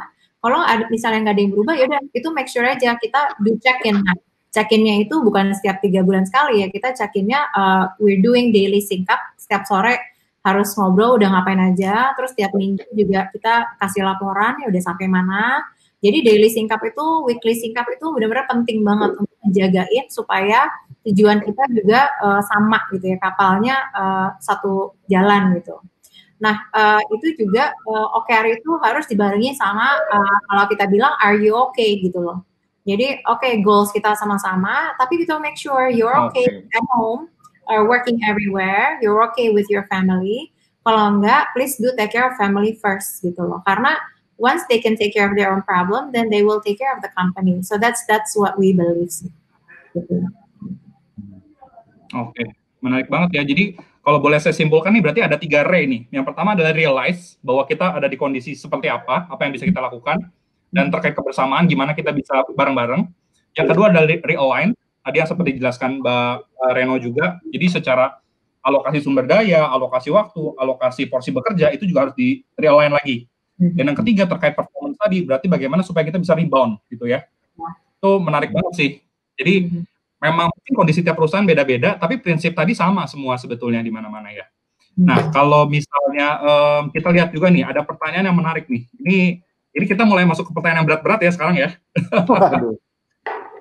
Jadi ini ada pertanyaan nih, mungkin saya gabungkan ya. Yang pertama dari Ratna Karlina Widyaningrum. Apa yang harus HR lakukan kalau perusahaan nggak support untuk taat peraturan new normal? Jadi taat peraturan new normal ini termasuk kayak misalnya protokol kesehatan, arrangement siapa yang harus masuk, siapa enggak. Mungkin dia perusahaan mikirnya semua masuk, karena kita kalau enggak bisnis tutup. Sama yang kedua ada juga nih pertanyaan yang mungkin mirip ya, dari Pak Ade Kurniawan. Kebetulan saya HR perusahaan yang budaya dan the way of working-nya masih terbilang jadul. Misalnya mayoritas persetujuan masih harus tanda tangan basah. Meskipun sekarang ada itulah yang tanda tangannya digital ya. Selain itu lebih dari 50% karyawan berusia di atas 50 tahun. Waduh, ini 5 tahun lagi perusahaannya tutup nih, pensiun. Kalau dipikir selintas, sepertinya akan sulit apabila ada karyawan yang istilahnya harus mengikuti lah dengan kondisi seperti itu. Nah, kira-kira gimana sih kiat-kiatnya nih untuk shifting ke new normal supaya kondisinya itu bisa ngikutin? Jadi perusahaan yang pertama nggak support, yang kedua perusahaannya mungkin dari orang-orang di dalam itu masih jadul, masih yang percaya kalau kerja tuh harus datang, kalau kerja tuh harus ada tanda tangan basah, semua ditulis lengkap. Silakan, mungkin dari Mbak Reno dulu, lalu ke Mas Laude. Silakan Mbak Reno. Oke, I think this is ini tantangan menurut saya banyak sekali di perusahaan yang seperti ini gitu ya, yang kita rasakan ya. Jadi kalau menurut saya sih yang pertama memang harus ada change in mindset gitu ya. Technology enabler could be anything, but change in mindset itu paling penting. Kalau misalnya kita lihat, harus ada tantangan basah, harus ada ABC segala macam. Resikonya kalau nggak berubah sekarang apa? What's the risk of not changing? The risk of not changing will be bigger. Mungkin perusahaan nggak nunggu 5 tahun lagi, mungkin tahun depan juga ditutup tuh dengan modelan gitu loh. Jadi HR juga harus bisa menuangkan sense of urgency tentang perubahan-perubahan yang memang harus dilakukan oleh perusahaan itu, supaya tidak tergerus dengan perubahan yang ada gitu loh sekarang. Coba kalau misalnya harus tanda tangan basah, semua orang di 10 kota berbeda, how do you actually do that gitu loh? So Terbang jadi dulu. Benar. Right? So think about the things yang kita hambat diri kita sendiri, hambat perusahaan kita untuk supaya sebenarnya there's a better way to do this gitu loh. Jadi pertama change in mindset, komunikasinya juga harus baik gitu ya, harus clear, harus baik, why, harus ada justifikasinya, dan juga harus sharing the risk of us not changing itu apa gitu, what's gonna happen with our company, apa kita kayak gimana ke depannya, bolong di tahun depan udah nggak ada gitu loh. Jadi emang resikonya sangat berat. Yang terakhir juga HR juga harus punya strong change management process gitu ya. Jadi manajemen perubahan itu menurut saya salah satu skill yang HR itu harus punya. Bagaimana dia bisa menuangkan krisis atau perubahan yang saat ini sangat impactful dengan transisi-transisi yang mungkin nggak bisa semuanya harus berubah, tapi juga ada fase-fasenya. Supaya orang-orang itu juga di perusahaan juga nggak terlalu shock juga ya punya perubahan yang ada. Itu sih dari saya. Oke, sebelum ke Mas Laude, berarti kalau saya simpulin nih, sebetulnya kita harus menyadari kondisinya dulu, sama kayak tadi realize. Dan yang kedua, HR ini malah sekarang perannya bukan sebagai cuma support function ya, dalam tanda kutip, tapi menjadi business partner. Bagaimana HR bisa membaca kondisi, bagaimana HR bisa, istilah dalam tanda kutip, melakukan forecasting lah.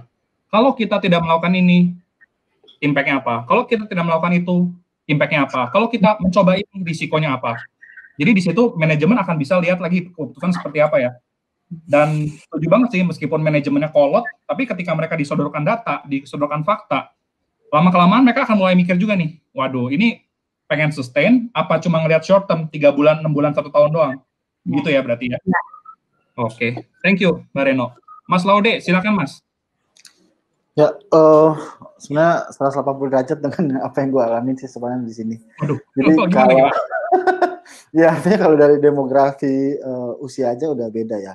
Tapi gini, saya rasa sih peran HR sekarang ya betul ya. Jadi business partner, strategic partner itu penting. Dan memang apa yang terjadi sama teman kita tadi itu mungkin saya rasa sih dia sudah melakukan tugasnya juga ya, artinya sudah mencoba untuk mengkomunikasikan, tapi memang skill of HR memang harus lebih kita fokuskan lagi ke gimana caranya kita berkomunikasi, nggak cuma ke manajemen tapi ke karyawan itu sendiri. Jadi memang udah se-agile itu sih kita harus berpikir untuk bisa mengkomunikasikan sense of crisis-nya itu yang kita harus timbulkan ya. Yang kedua, saya punya pengalaman sih untuk beberapa perusahaan saya sebelumnya. Jadi sama masalahnya, jadi agak sulit ya masuk ke teman-teman atau manajemen yang memang secara usia sudah lumayan 50 tahun ke atas gitu. Yang paling penting sebenarnya bukan lagi. Sebenarnya benchmark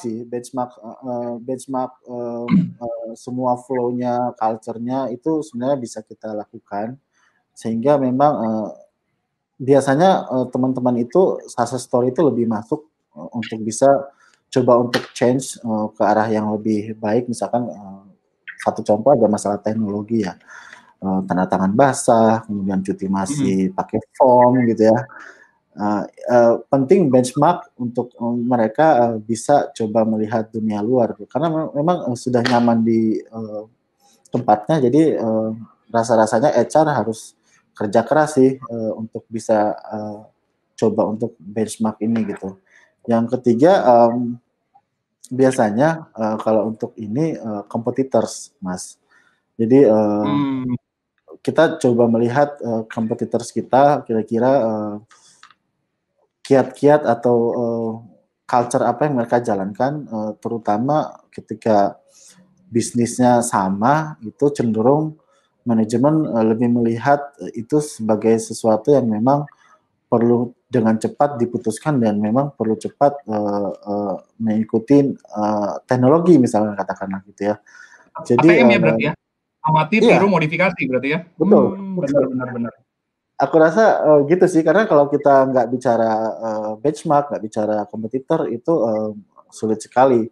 Yang terakhir mungkin ya memang HR as a collaboration ya. Jadi selain komunikasi ya kita harus turun sampai segitunya untuk bisa mensosialisasikan the new things yang memang harus dilakukan segera gitu, karena mereka butuh role model ya. Jadi menurut aku sih butuh itu. Jadi peran HR itu lumayan berat, terutama buat yang nanya tadi sih ya bisa coba benchmark atau ngobrol banyak dengan praktisi yang memang punya demografi yang sama gitu. Oke, menarik. Nah, kita pindah ke pertanyaan selanjutnya ya. Ini juga sebetulnya tidak kalah susah nih kalau kita lihat ya. Tapi ini pertanyaannya khusus nih buat Mbak Reno dari Fahrul Rozi. Selamat siang Mbak Reno, apakah ada AI teknologi di Kata.ai dalam menunjang pekerjaan HR di situasi normal? Waduh, ditanyanya AI for Kata.ai nih dalam bidang HR. Gimana nih Mbak Reno? Boleh sharing? Jadi sebenarnya bulan apa ya aku juga diundang sama Talenta ya, udah ngomongin recruitment and AI gitu. Jadi apa saja pekerjaan I think in February waktu itu ya, sama Talenta juga. Jadi apa saja sih pekerjaan-pekerjaan yang bisa diotomasi ya oleh AI gitu ya. Jadi banyak sekali ya, dari rekrutmen, dari learning, dari talent development, dari performance management. Bagaimana caranya? Karena AI itu, what is AI? AI itu kan bagian dari banyaknya data supaya kita bisa menganalisa, mempredik dan actually berkolaborasi dengan human gitu ya, whoever the human is gitu loh. Kalau misalnya kita lihat AI ini HR ini kan banyak sekali pekerjaan-pekerjaan yang memang bisa diotomasi gitu loh. Tinggal gimana caranya kita bekerja sama dengan robot ini supaya si robot ini juga membantu pekerjaan kita lebih mudah lagi gitu loh. Di rekrutmen kalau misalnya dengan adanya AI memang itu bisa bantu banget kita select orang, screening sampai dengan final interview. Mungkin final interview aja yang ketemu orang gitu loh. Jadi kalau misalnya sekarang kita lihat apalagi sekarang dengan new normal yang kita nggak bisa physical contact dan dengan adanya supply lebih besar dari demand gitu ya, satu posisi mungkin bisa 500 sampai 1000 ini ya CV yang kita dapat nih. Aplikan, betul. Select the best of the best gitu. Nah, dibutuhkan teknologi enabler dan AI ini bisa menjadi salah satu solusinya gitu sih. Tapi balik lagi ya, with all the technology, yang penting mindset-nya dulu sih. Jadi mindset di perusahaan itu harus dilihat pekerjaan apa saja yang bisa diotomasi, pekerjaan yang emang nggak value creation itu bisa diotomasi ya melalui AI, melalui HRIS technology, anything else lah. Dan pekerjaan-pekerjaan yang memang butuh membantu manusia, kreativitas, critical thinking dalam crisis management ini ya, dengan managing employee well-being, ya ini tetap kita lakukan gitu sebagai manusia gitu sih. Jadi berarti sebetulnya dengan kayak gini bukan berarti HR jadi santai ya, malah lebih sibuk nih. Nah, saya malah HR ini di garda depan nih, jadi Chief Crisis Manager nih. Betul. Dan sebetulnya yang tadi diceritain nih, kalau di tempat saya kebetulan kan saya pegang terkait employee experience ya, jadi benar-benar ngeliatin dari awal karyawan join, mungkin dari awal-awal dia tertarik employer branding, bagaimana dia join, bagaimana dia onboarding, learning, performing, developing, termasuk menerima benefit secara total reward, sampai akhirnya itu yang penting adalah bagaimana experience itu diterima oleh karyawan tersebut. Nah, bicara soal experience, ini ada juga pertanyaan dari Nimade Sumawi. Kepada panelis, pertanyaannya bagaimana tips atau saran dalam mengubah kebiasaan karyawan yang biasanya melakukan hal terkait pekerjaan secara manual, seperti mengajukan overtime atau cuti, menjadi hal yang digital atau menggunakan sistem aplikasi HRIS. Mungkin pertanyaan ini saya alahkan khusus ke Mas Laude, karena kan udah 1,5 tahun ya, 1,5 tahun lebih menggunakan talenta itu sendiri. Nah, gimana nih shiftingnya dari tadi mungkin kayak, bos, saya mau cuti dong, oke ya, oke. Misalnya saya mau cuti setengah hari, jam segini sampai jam segini, oke nggak? Oke. Nah, gimana nih? Dari yang tadinya manual, yang mungkin cuma dari nulis di kertas, masukin Excel, kirim email, menjadi sesuatu yang harus pakai sistem, HRIS. Silakan Mas Laude. Oke, sebenarnya kalau di narasi sendiri punya visi ya, punya visi dan misi serta value yang memang kita fokus ke digital.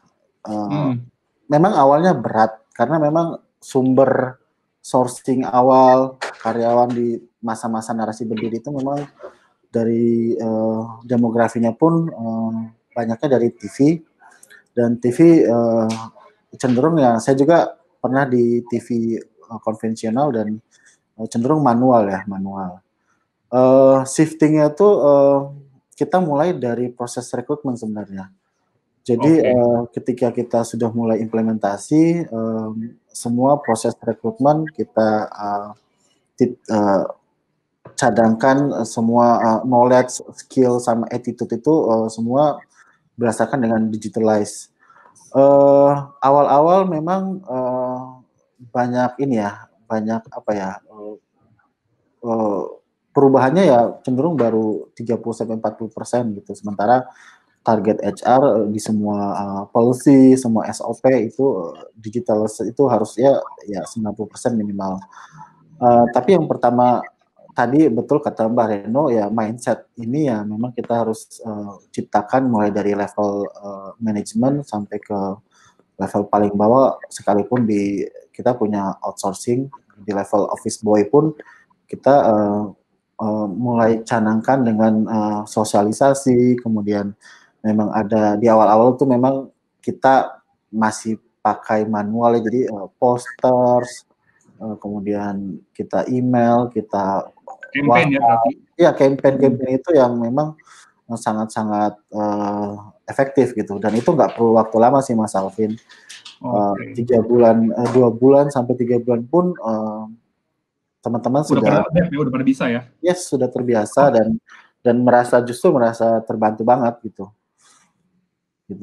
Berarti ini ya, kalau saya lihat nih kan, kalau Mas Laude khusus pakai talenta gitu ya, mungkin di luar sana memang ada kayak software HR lainnya lah, baik di mobile ataupun desktop. Cuma berarti peran user experience sama user interface ini penting banget ya. Dengan istilahnya UX dan UI-nya mudah, karyawan itu bisa langsung, wah ini tinggal klik, nggak usah baca guideline, cuma lihat poster sekilas langsung tahu aksesnya kemana. Itu berpengaruh juga ya terhadap kemudahan dan experience yang didapat oleh karyawan sendiri berarti ya? Iya. Secara core bisnis, teman-teman 60% teman-teman yang ada di sini adalah kreatif ya. Mulai dari desainer, motion, grafis, sehingga memang punya idealisme sendiri terkait desain ya. Saya rasa talenta ini punya, selain desain, user experience, penggunaannya pun mudah ya, user friendly. Jadi saya rasa itu yang dibutuhkan teman-teman sekarang, pun dari sisi karyawan, dari sisi HR pun reporting, monitoring itu sebenarnya lebih mudah gitu. Jadi nggak ribet gitu untuk kita operasi. Berarti emang cocok ya sebetulnya buat kondisi new normal ini kan, ibaratnya mungkin dari perusahaan-perusahaan dulu konvensional, ini saatnya mendigitalize, terus ketika bingung mendigitalize gimana, wah ternyata udah ada nih solusi yang sangat-sangat mudah, yang tinggal bahkan gratis coba tadi ya, kalau misalnya nggak cocok silakan nggak usah bayar atau dikembalikan. Nah, ke pertanyaan berikutnya, kali ini kita akan coba panggil nih salah satu penanya, biar interaktif ya, yang namanya Haiti Maria Esterlita. Ini ada pertanyaan menarik nih, mungkin dari tim panitia bisa dibantu untuk di-unmute untuk Haiti Maria Esterlita. Silakan ditanyakan langsung pertanyaannya. Halo? Waduh. Halo? Mbak Haiti Maria Esterlita, mungkin bisa diklik tombol mic yang ada di tengah di bagian bawah. Oke. Mas Alvin, yang mana ya? Haiti tuh yang pakai H, pakai K ya? Aku lagi nyari Pakai namanya. Oh, oke, Haiti udah nih. mana Estambita. Oh, udah gabung. Halo. Ya, silakan Mbak Haiti atau Mbak Maria. Boleh Haiti, boleh Maria. Oh, silakan Mbak. Tapi Ditanya. boleh Haiti aja kalau gitu. Kebetulan saya memang punya 2 pertanyaan. Oke. Untuk pertanyaan pertama, dalam proses rekrutmen itu salah satu solusinya saat ini adalah melakukan assessment online. Nah, bagaimana kita sebagai praktisi HR memastikan bahwa akurasi dan validasi dari hasil tes online tersebut memang benar-benar menggambarkan kandidatnya. Itu yang pertama. Dan bagaimana cara efektif merekrut karyawan dalam kondisi new normal seperti ini. Lalu, pertanyaan kedua, kondisi WFH saat ini juga membuat batasan jam kerja menjadi blur, menjadi abu-abu. Bahkan yang saya lihat, karyawan cenderung kerja menjadi lebih banyak daripada ketika WFO saat sebelum ada new normal. Nah, bagaimana sih kita sebagai praktisi HR untuk memastikan jam kerja karyawan itu tetap efektif dan sesuai dengan kewajibannya tanpa melanggar haknya karyawan juga, seperti itu. Oke, terima kasih Mbak Haiti. Mungkin pertama ke Mbak Reno dulu kali ya. Untuk yang tadi terkait rekrutmen, bagaimana memastikan kualitinya, karena ya namanya online gitu ya, kadang kan kita nggak tahu juga nih, jangan-jangan dia ngerjain tesnya temannya, atau ketika interview ada bisikan-bisikan, contekan-contekan yang kita nggak tahu. Sama yang kedua tadi, WFH menjadi abu-abu. Bagaimana impact ke new normal dan bagaimana kita memitigasi sebagai HR. Silakan. Thank you pertanyaannya Mbak Haiti. Jadi yang pertama, bagaimana kita memastikan kualitas calon karyawan kita melalui online recruitment gitu ya? Iya, betul. Oke. Assessment online. Jadi basically sebelum kita ngomong ke tentang kandidat ya, harus mungkin kita melihat proses di dalam dulu nih. Proses kita sebagai perusahaan tuh udah cukup baiknya ya, artinya objektif, fair, transparan, dan memang sesuai dengan hal yang diperlukan gitu. Jadi kita beresin proses dulu di dalam internal perusahaan dan sudah oke gitu ya, sudah buy-in semua. Baru kita lihat kalau di proses itu kan proses menyeleksi karyawan itu kan ada beberapa komponen gitu yang kita lihat.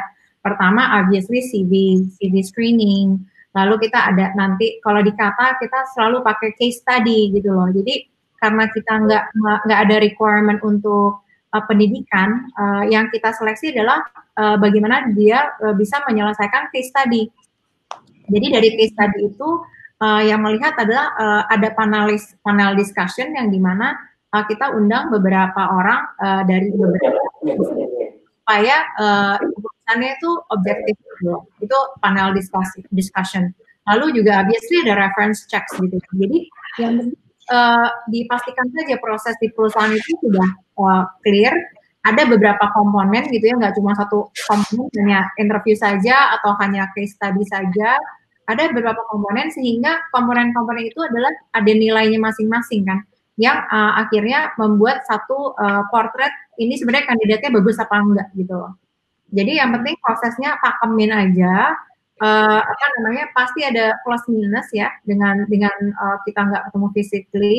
Tapi saya sudah lihat teman-teman HR yang sekarang sudah mulai rekrut dan sudah mulai onboarding malah online, fully online.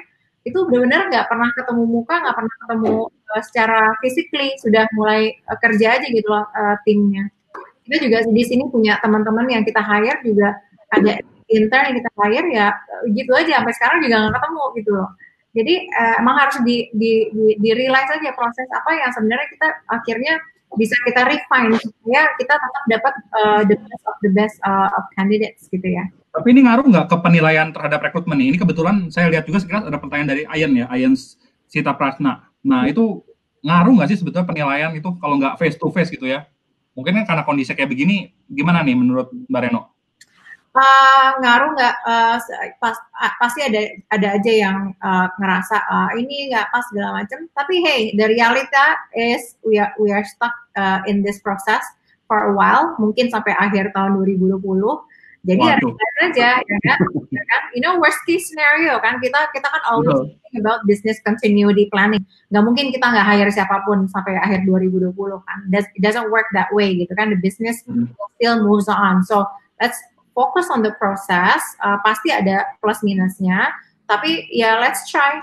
Setiap kandidat kita assess lagi. Kan anyway kan setiap onboarding kita juga lihat kan. Selama bulan pertama gimana, selama 2 bulan gimana, selama 3 bulan gimana. Jadi kita terus jagain tuh supaya juga mereka juga ngerasa engage juga. Kan namanya interview kan goes both way ya. Jadi mereka juga assess perusahaan kita apakah perusahaan kita juga siap nih menerima orang-orang yang memang nggak ketemu fisik nih gitu sih. Oke.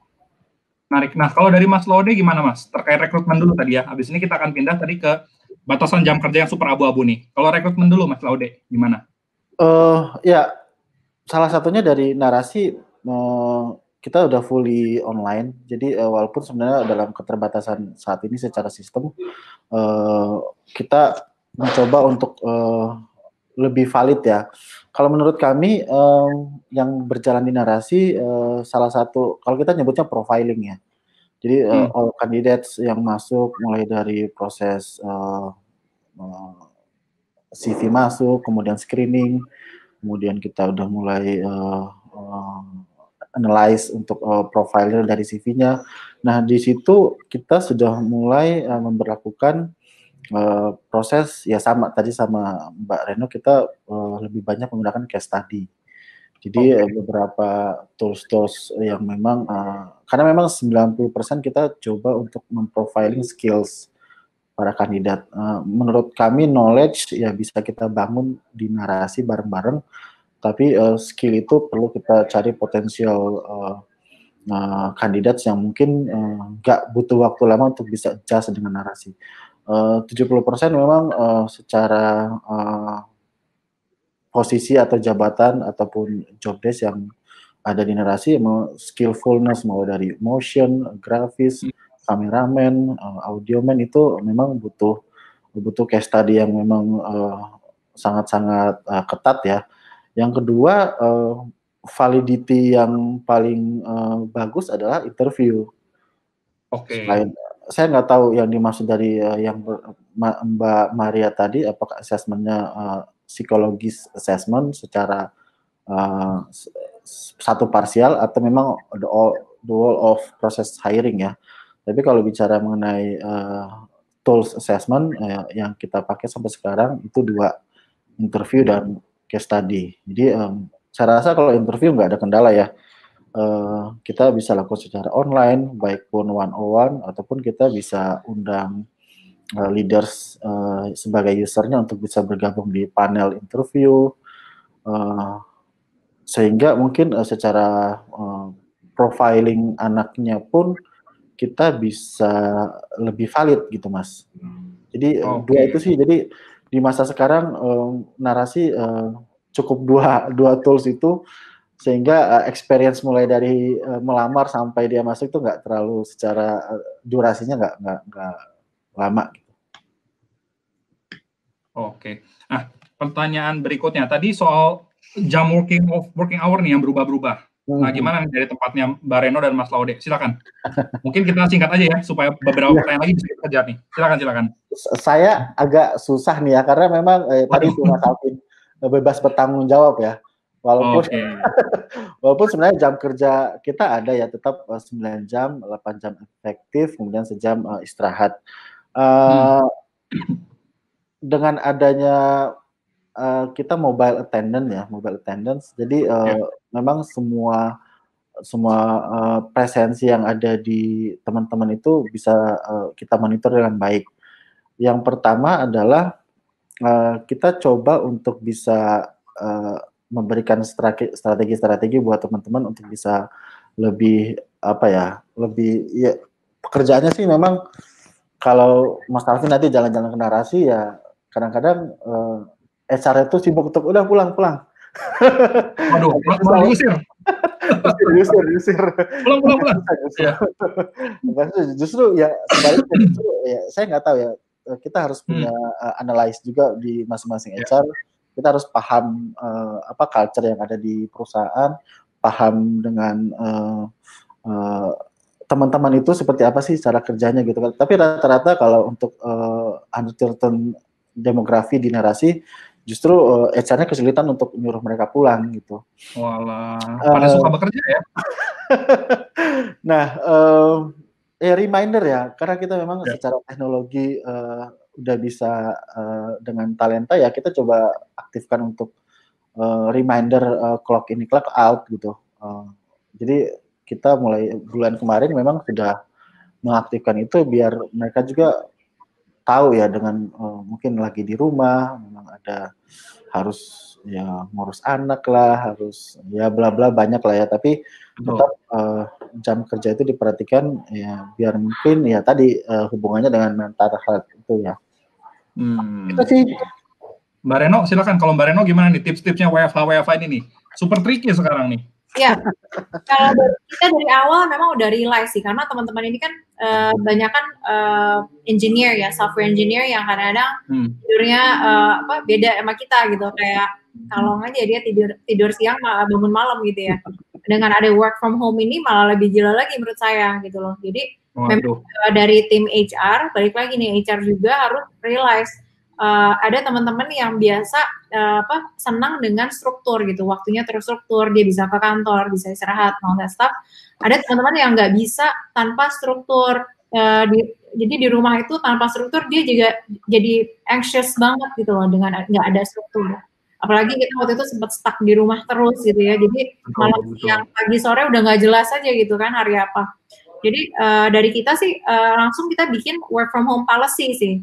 Jadi salah satu work from home policy itu benar-benaran kita minta semua teman-teman tanggung jawab punya setiap tim aja punya assign on working hours di mana mereka bisa ngobrol gitu. Jadi jam ini ngobrol ya, jangan harus responsif gitu ya. Misalnya jam 9 sampai jam 4 harus responsif gitu ya. Tapi di luar itu silakan. Ada yang misalnya harus ke ngurusin anaknya sekolah, kadang-kadang ada yang mesti masak, ada yang segala macam, ada yang dia malam juga baru bisa kerja gitu karena ngurusin orang tuanya misalnya gitu. Jadi banyak masalah di rumah yang memang kita harus realize aja gitu loh, supaya mereka juga bisa mengatur kehidupan rumah tangganya yang di rumah gitu sih. Jadi tapi berarti memang kita harus embrace ya. Betul. Ya. Jadi jadi nggak bisa kita ngelihat pegawai itu ya dia hari kerja di sini terserah lo rumah lo berantakan nggak ada urusan, nggak bisa gitu. Kita ngelihat pekerja, we see people as human beings gitu, not just as workers sih gitu. Atau kalau mungkin saya boleh sedikit sharing, kalau saya sih ngeliatnya gini, dari ngeliat tujuan kita kerja tuh apa sih, kan buat dapat duit lah pasti ya. Dapat duit buat apa sih? Buat mensupport kehidupan kita yang istilahnya bisa lebih nyaman, bisa lebih bahagia. Nah, jangan sampai kerjaan itu malah makan kemana-mana, dan itu akhirnya menjadi burden buat kita sendiri. Karena ibaratnya sama kayak eksperimen lah. Mungkin ketika semuanya berubah ke arah digital, ke arah proses yang mungkin otonominya itu diserahkan ke kita sendiri, ya kita harus embrace. Akan ada yang early adapter, akan ada yang majority, dan mungkin akan ada sedikit porsi yang laggard atau tertinggal. Jadi memang itu harus kita embrace bersama ya. Thank you untuk sharingnya Mas Laude Mbak Reno. Mungkin ini saya sambil kita screening, lihat beberapa pertanyaan. Kita lihat ya cepet aja. Dari Teresia Cynthia, apakah efektif melakukan rapid test ke karyawan yang untuk masuk? Mungkin ini topiknya kurang pas, tapi sebetulnya saya cerita dikit. Kalau untuk kayak testing gitu, untuk tes itu sebetulnya yang lebih tepat pakai PCR, polymerase chain reaction. Karena kalau misalnya yang seperti rapid test itu hanya bisa dibilang menunjukkan adanya imunoglobin atau sistem imun ketika kita sudah terkena keluarga virus corona, bukan berarti COVID-19 atau nCoV-2, tapi bisa jadi keluarga virus-virus yang lain. Jadi kalau misalnya diwajibkan apa enggak, ya itu dikembalikan ke perusahaan masing-masing. Apakah rapid test itu pasti akurat? Enggak juga, karena lebih akurat yang PCR, tapi again biayanya dan waktunya juga berbeda. Tapi itu mungkin sedikit out of topic ya. Terus kalau saya lihat lagi, ini pertanyaannya mungkin sudah dapat. Nah, ada pertanyaan dari Arnold. Melihat kondisi saat ini, bagaimana tim HR dapat menilai performance dari karyawan? Mungkin saya kasih masing-masing 1 menit buat Mbak Reno dan Mas Laude menjelaskan nih, bagaimana menilai performance di kondisi seperti ini. Silakan Mbak Reno. Ya, tadi kita juga sempat mention ya, kalau di sini kan kita pakai OKR dan OKR itu sudah jelas ratingnya. Tinggal gimana caranya kita cekin aja sama karyawan tiap minggu, setiap bulan, make sure ada OKR yang mungkin harus shifting karena ada pandemi ini, ada OKR yang memang harus jalan terus gitu. Jadi ada gap, ada challenges, ada apapun itu yang penting isinya komunikasi dan tracking sih. Karena balik lagi ya, performance management itu kan what doesn't get measured itu doesn't get results gitu loh. Jadi kalau kita mau hasil, pasti kita harus tahu gimana caranya measure performance gitu sih. Oke. Kalau Mas Laude gimana Mas? Ya, narasi juga sama ya. Kita memperlakukan OKR dan yang paling penting saat ini adalah memang all leaders dari HR itu diefektifkan untuk dashboard OKR dashboardnya itu memang sudah berjalan sesuai dengan rel ya. Memang kalau buat narasi dengan presentasi di awal tadi sudah dimention juga bahwa banyak event yang kita lakukan, perubahan plan, perubahan target. Nah itu yang memang as HR itu harus mengingatkan all leaders untuk gimana caranya ya kita sesuaikan dengan dashboard yang memang sudah berjalan. Toolsnya banyak, tapi kita coba untuk mengintegrated sehingga mungkin secara performance management itu durasinya dan ketika itu ditarik menjadi satu keberhasilan dari organisasi itu bisa sampai ke pengukuran individu. Nah, dashboard ini tuh penting gitu untuk kita bisa reinvent sesuai dengan target organisasi. Itu sih Mas. Oke. Nah ini kalau dilihat-lihat nih mungkin teman-teman bisa explore lebih lanjut ya. Jangan-jangan Talenta juga punya nih fitur performance management. Jadi bisa banget nih dicoba. Nanti tanya-tanya ke tempatnya Talenta. Mungkin kalau dari pertanyaan yang saya lihat, ada satu nih yang menarik buat saya sendiri terutama ya. Ini terkait flexible working arrangement dan juga flexible benefits nih. Kira-kira gimana sih approach yang dilakukan oleh company? Yang pertama, kalau jawaban saya jujur-jujuran, di tempat saya ada flexible working arrangement di HM Sampurna, dan juga kita ada flexible benefits. Tapi, again, poin pertama adalah dikembalikan lagi ke kemampuan perusahaannya seperti apa. Dan yang kedua, hal ini akan sangat tergantung dengan culture dari perusahaan tersebut. Kalau misalnya di tempatnya Mbak Reno dan Mas Laude, ada yang namanya bebas bertanggung jawab. Kalau hari ini mau kerja 12 jam, besok mungkin ya mau kayak sekitar 7 jam aja, dikurangin dikit, karena mau lebih mementingkan mindfulness. Tapi yang penting pekerjaan beres, itu bisa juga. Itu adalah salah satu bentuk flexible working arrangement. Atau flexible working arrangement mungkin bisa juga dalam bentuk pengambilan day off. Tapi again, itu kalau di undang-undang kita diwajibkan 5 hari bekerja minimal 8 jam. Jadi itu agak tricky untuk flexible working arrangement di masing-masing perusahaan. Lalu yang kedua terkait flexible benefits, ada beberapa perusahaan yang melakukan flex band dengan cara yang cukup unik. Misalnya karyawan punya saldo medical sekian. Nah, gimana sih saldo medicalnya mungkin nggak tiap tahun dipakai, tapi hanya ada sedikit aja, dan sebagian tinggal sisa platformnya. Nah, sebagian yang dikonversi ini, itu bisa diubah menjadi sesuatu yang bisa di-reimburse. Mungkin dia kalau mau nambah saldo cuti, mau tambah untuk beli seragam perusahaan, mau tambah untuk saldo kantin, nah itu bisa juga. Tapi mungkin kalau soal flexible benefits dan flexible working arrangement, itu akan menjadi topik yang besar sendiri, dan saya rasa mungkin ini jadi topik yang bagus juga nih buat Talenta untuk membahas sesi berikutnya, mungkin setelah new normal, bagaimana tentang flexible working arrangement. Nah, jadi kurang lebih seperti itu sih. Thank you untuk teman-teman pertanyaannya. Kalau mungkin masih ada yang belum terjawab, bisa langsung kontak saya, bisa juga kontak Mbak Reno, bisa juga kontak Mas Laude. Ini saya akan sertakan link untuk ke LinkedIn masing-masing. Lalu, tadi kan ada beberapa materi ya dari Mbak Reno, dan kalau saya lihat nih materinya Mas Laude, banyak banget nih item-item menarik. Kalau Bapak Ibu, teman-teman semua ingin dapat materinya, nah Bapak Ibu bisa isi dulu nih survei yang nanti akan ditampilkan. Mungkin Carla bisa dibantu. Nah, untuk klik survei tersebut, jadi Bapak Ibu bisa klik nih di bagian atas, ada dapatkan materi Insight Talenta hari ini. Di sebelah atas bisa diklik, lalu Bapak Ibu bisa kontak juga in touch dengan Mbak Reno, Mas Laude, dan saya via LinkedIn. Jadi kurang lebih thank you semuanya untuk sesi pertanyaannya, seru juga ya. Kalau dilihat ini kayaknya bisa di-extend 1 jam lagi nih kalau bisa. Thank you Mbak Reno, thank you Mas Laude. Kita kembalikan lagi ke Talenta. Thank you ya Mas Alvin, Mbak Reno, dan juga Mas Laude gitu kan ya. Kita ketemu lagi nanti. Hari ini thank you banget Mas Alvin sudah balik ke saya lagi. Oke, last session semakin ya. Teman-teman makasih banget yang udah masih standby barengan sama Talenta di sini karena kita sudah mau masukin ke sesi terakhir kita. Pengundian aja, kita mau happy-happy di sini bahwa kita mau bagi-bagi saldo GoPay sebenarnya untuk teman-teman yang tadi sudah bertanya selama sesi ini. Tadi pertanyaannya banyak banget dan dalam-dalam banget gitu ya. Langsung aja nih, aku pengen undi teman-teman, siapa aja yang beruntung. Ada 6 orang yang aku undi, termasuk tadi Mbak Haiti. Mbak Haiti nanti mendapatkan saldo GoPay juga karena sudah berhasil dipilih oleh kita untuk bisa ngobrol langsung sama Mbak Reno dan juga Mas Ode. Oke, yang pertama Mbak Aryani. Mbak Aryani tadi sudah bertanya juga ya. Mbak Aryani kalau masih ada di sini boleh langsung tinggalkan nomor handphonenya di kolom chat, nanti bisa kita hubungi ya. Pemenang pertama, pemenang keduanya kita bisa putar lagi dan jatuh kepada Mbak siapa nih? Mbak Derina Nadira Putri. Oke, Mbak Derina boleh ditinggalkan nomor handphonenya di kolom chat, nanti kami follow up. Yang ketiga, tenang ya Bapak Ibu sekalian, masih ada 4 pemenang lagi. Mbak Aryani, Mbak Derina, Mas Arnold. Oke, Mas Arnold boleh ditinggalkan juga nomor handphonenya. Baru separuh jalan teman-teman, 3 lagi kita undi ya.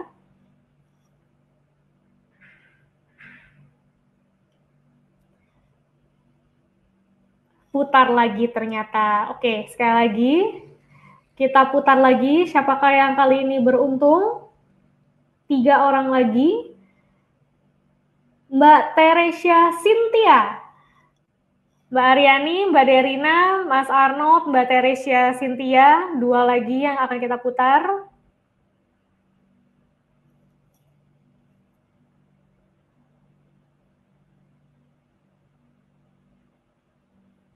Mas Supar, oke, Mas Supar. Terakhir ya teman-teman ya, sebelum kita tutup acara pada sore hari ini.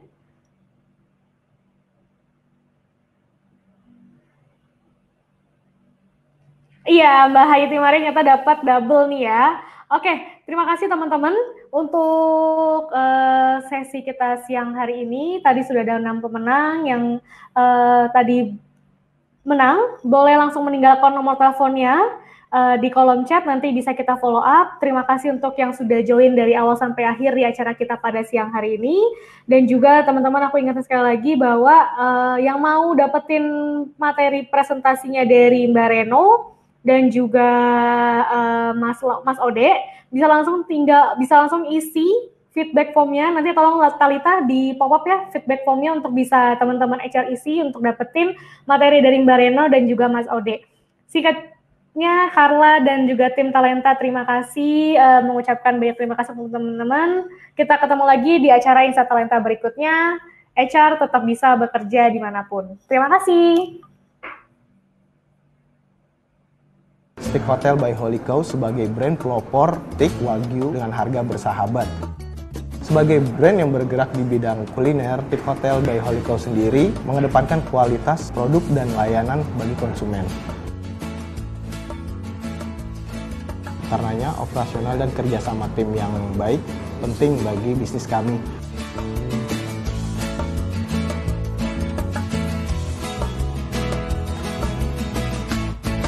Sejak ada Talenta itu, kita paperless. Jadi cukup dengan 1 klik sudah langsung masuk di hari itu juga dan di detik itu juga. Ke Talenta sendiri kan kita sekarang udah ada di handphone ya. Ketika kita membutuhkan data karyawan sendiri yang memakai aplikasi Talenta itu sekarang udah nggak sulit lagi. Dia bisa lihat sendiri ke aplikasinya sehingga memudahkan karyawan maupun HR untuk berkomunikasi langsung mengenai kebutuhan karyawan. Terima kasih dan sukses terus untuk Talenta.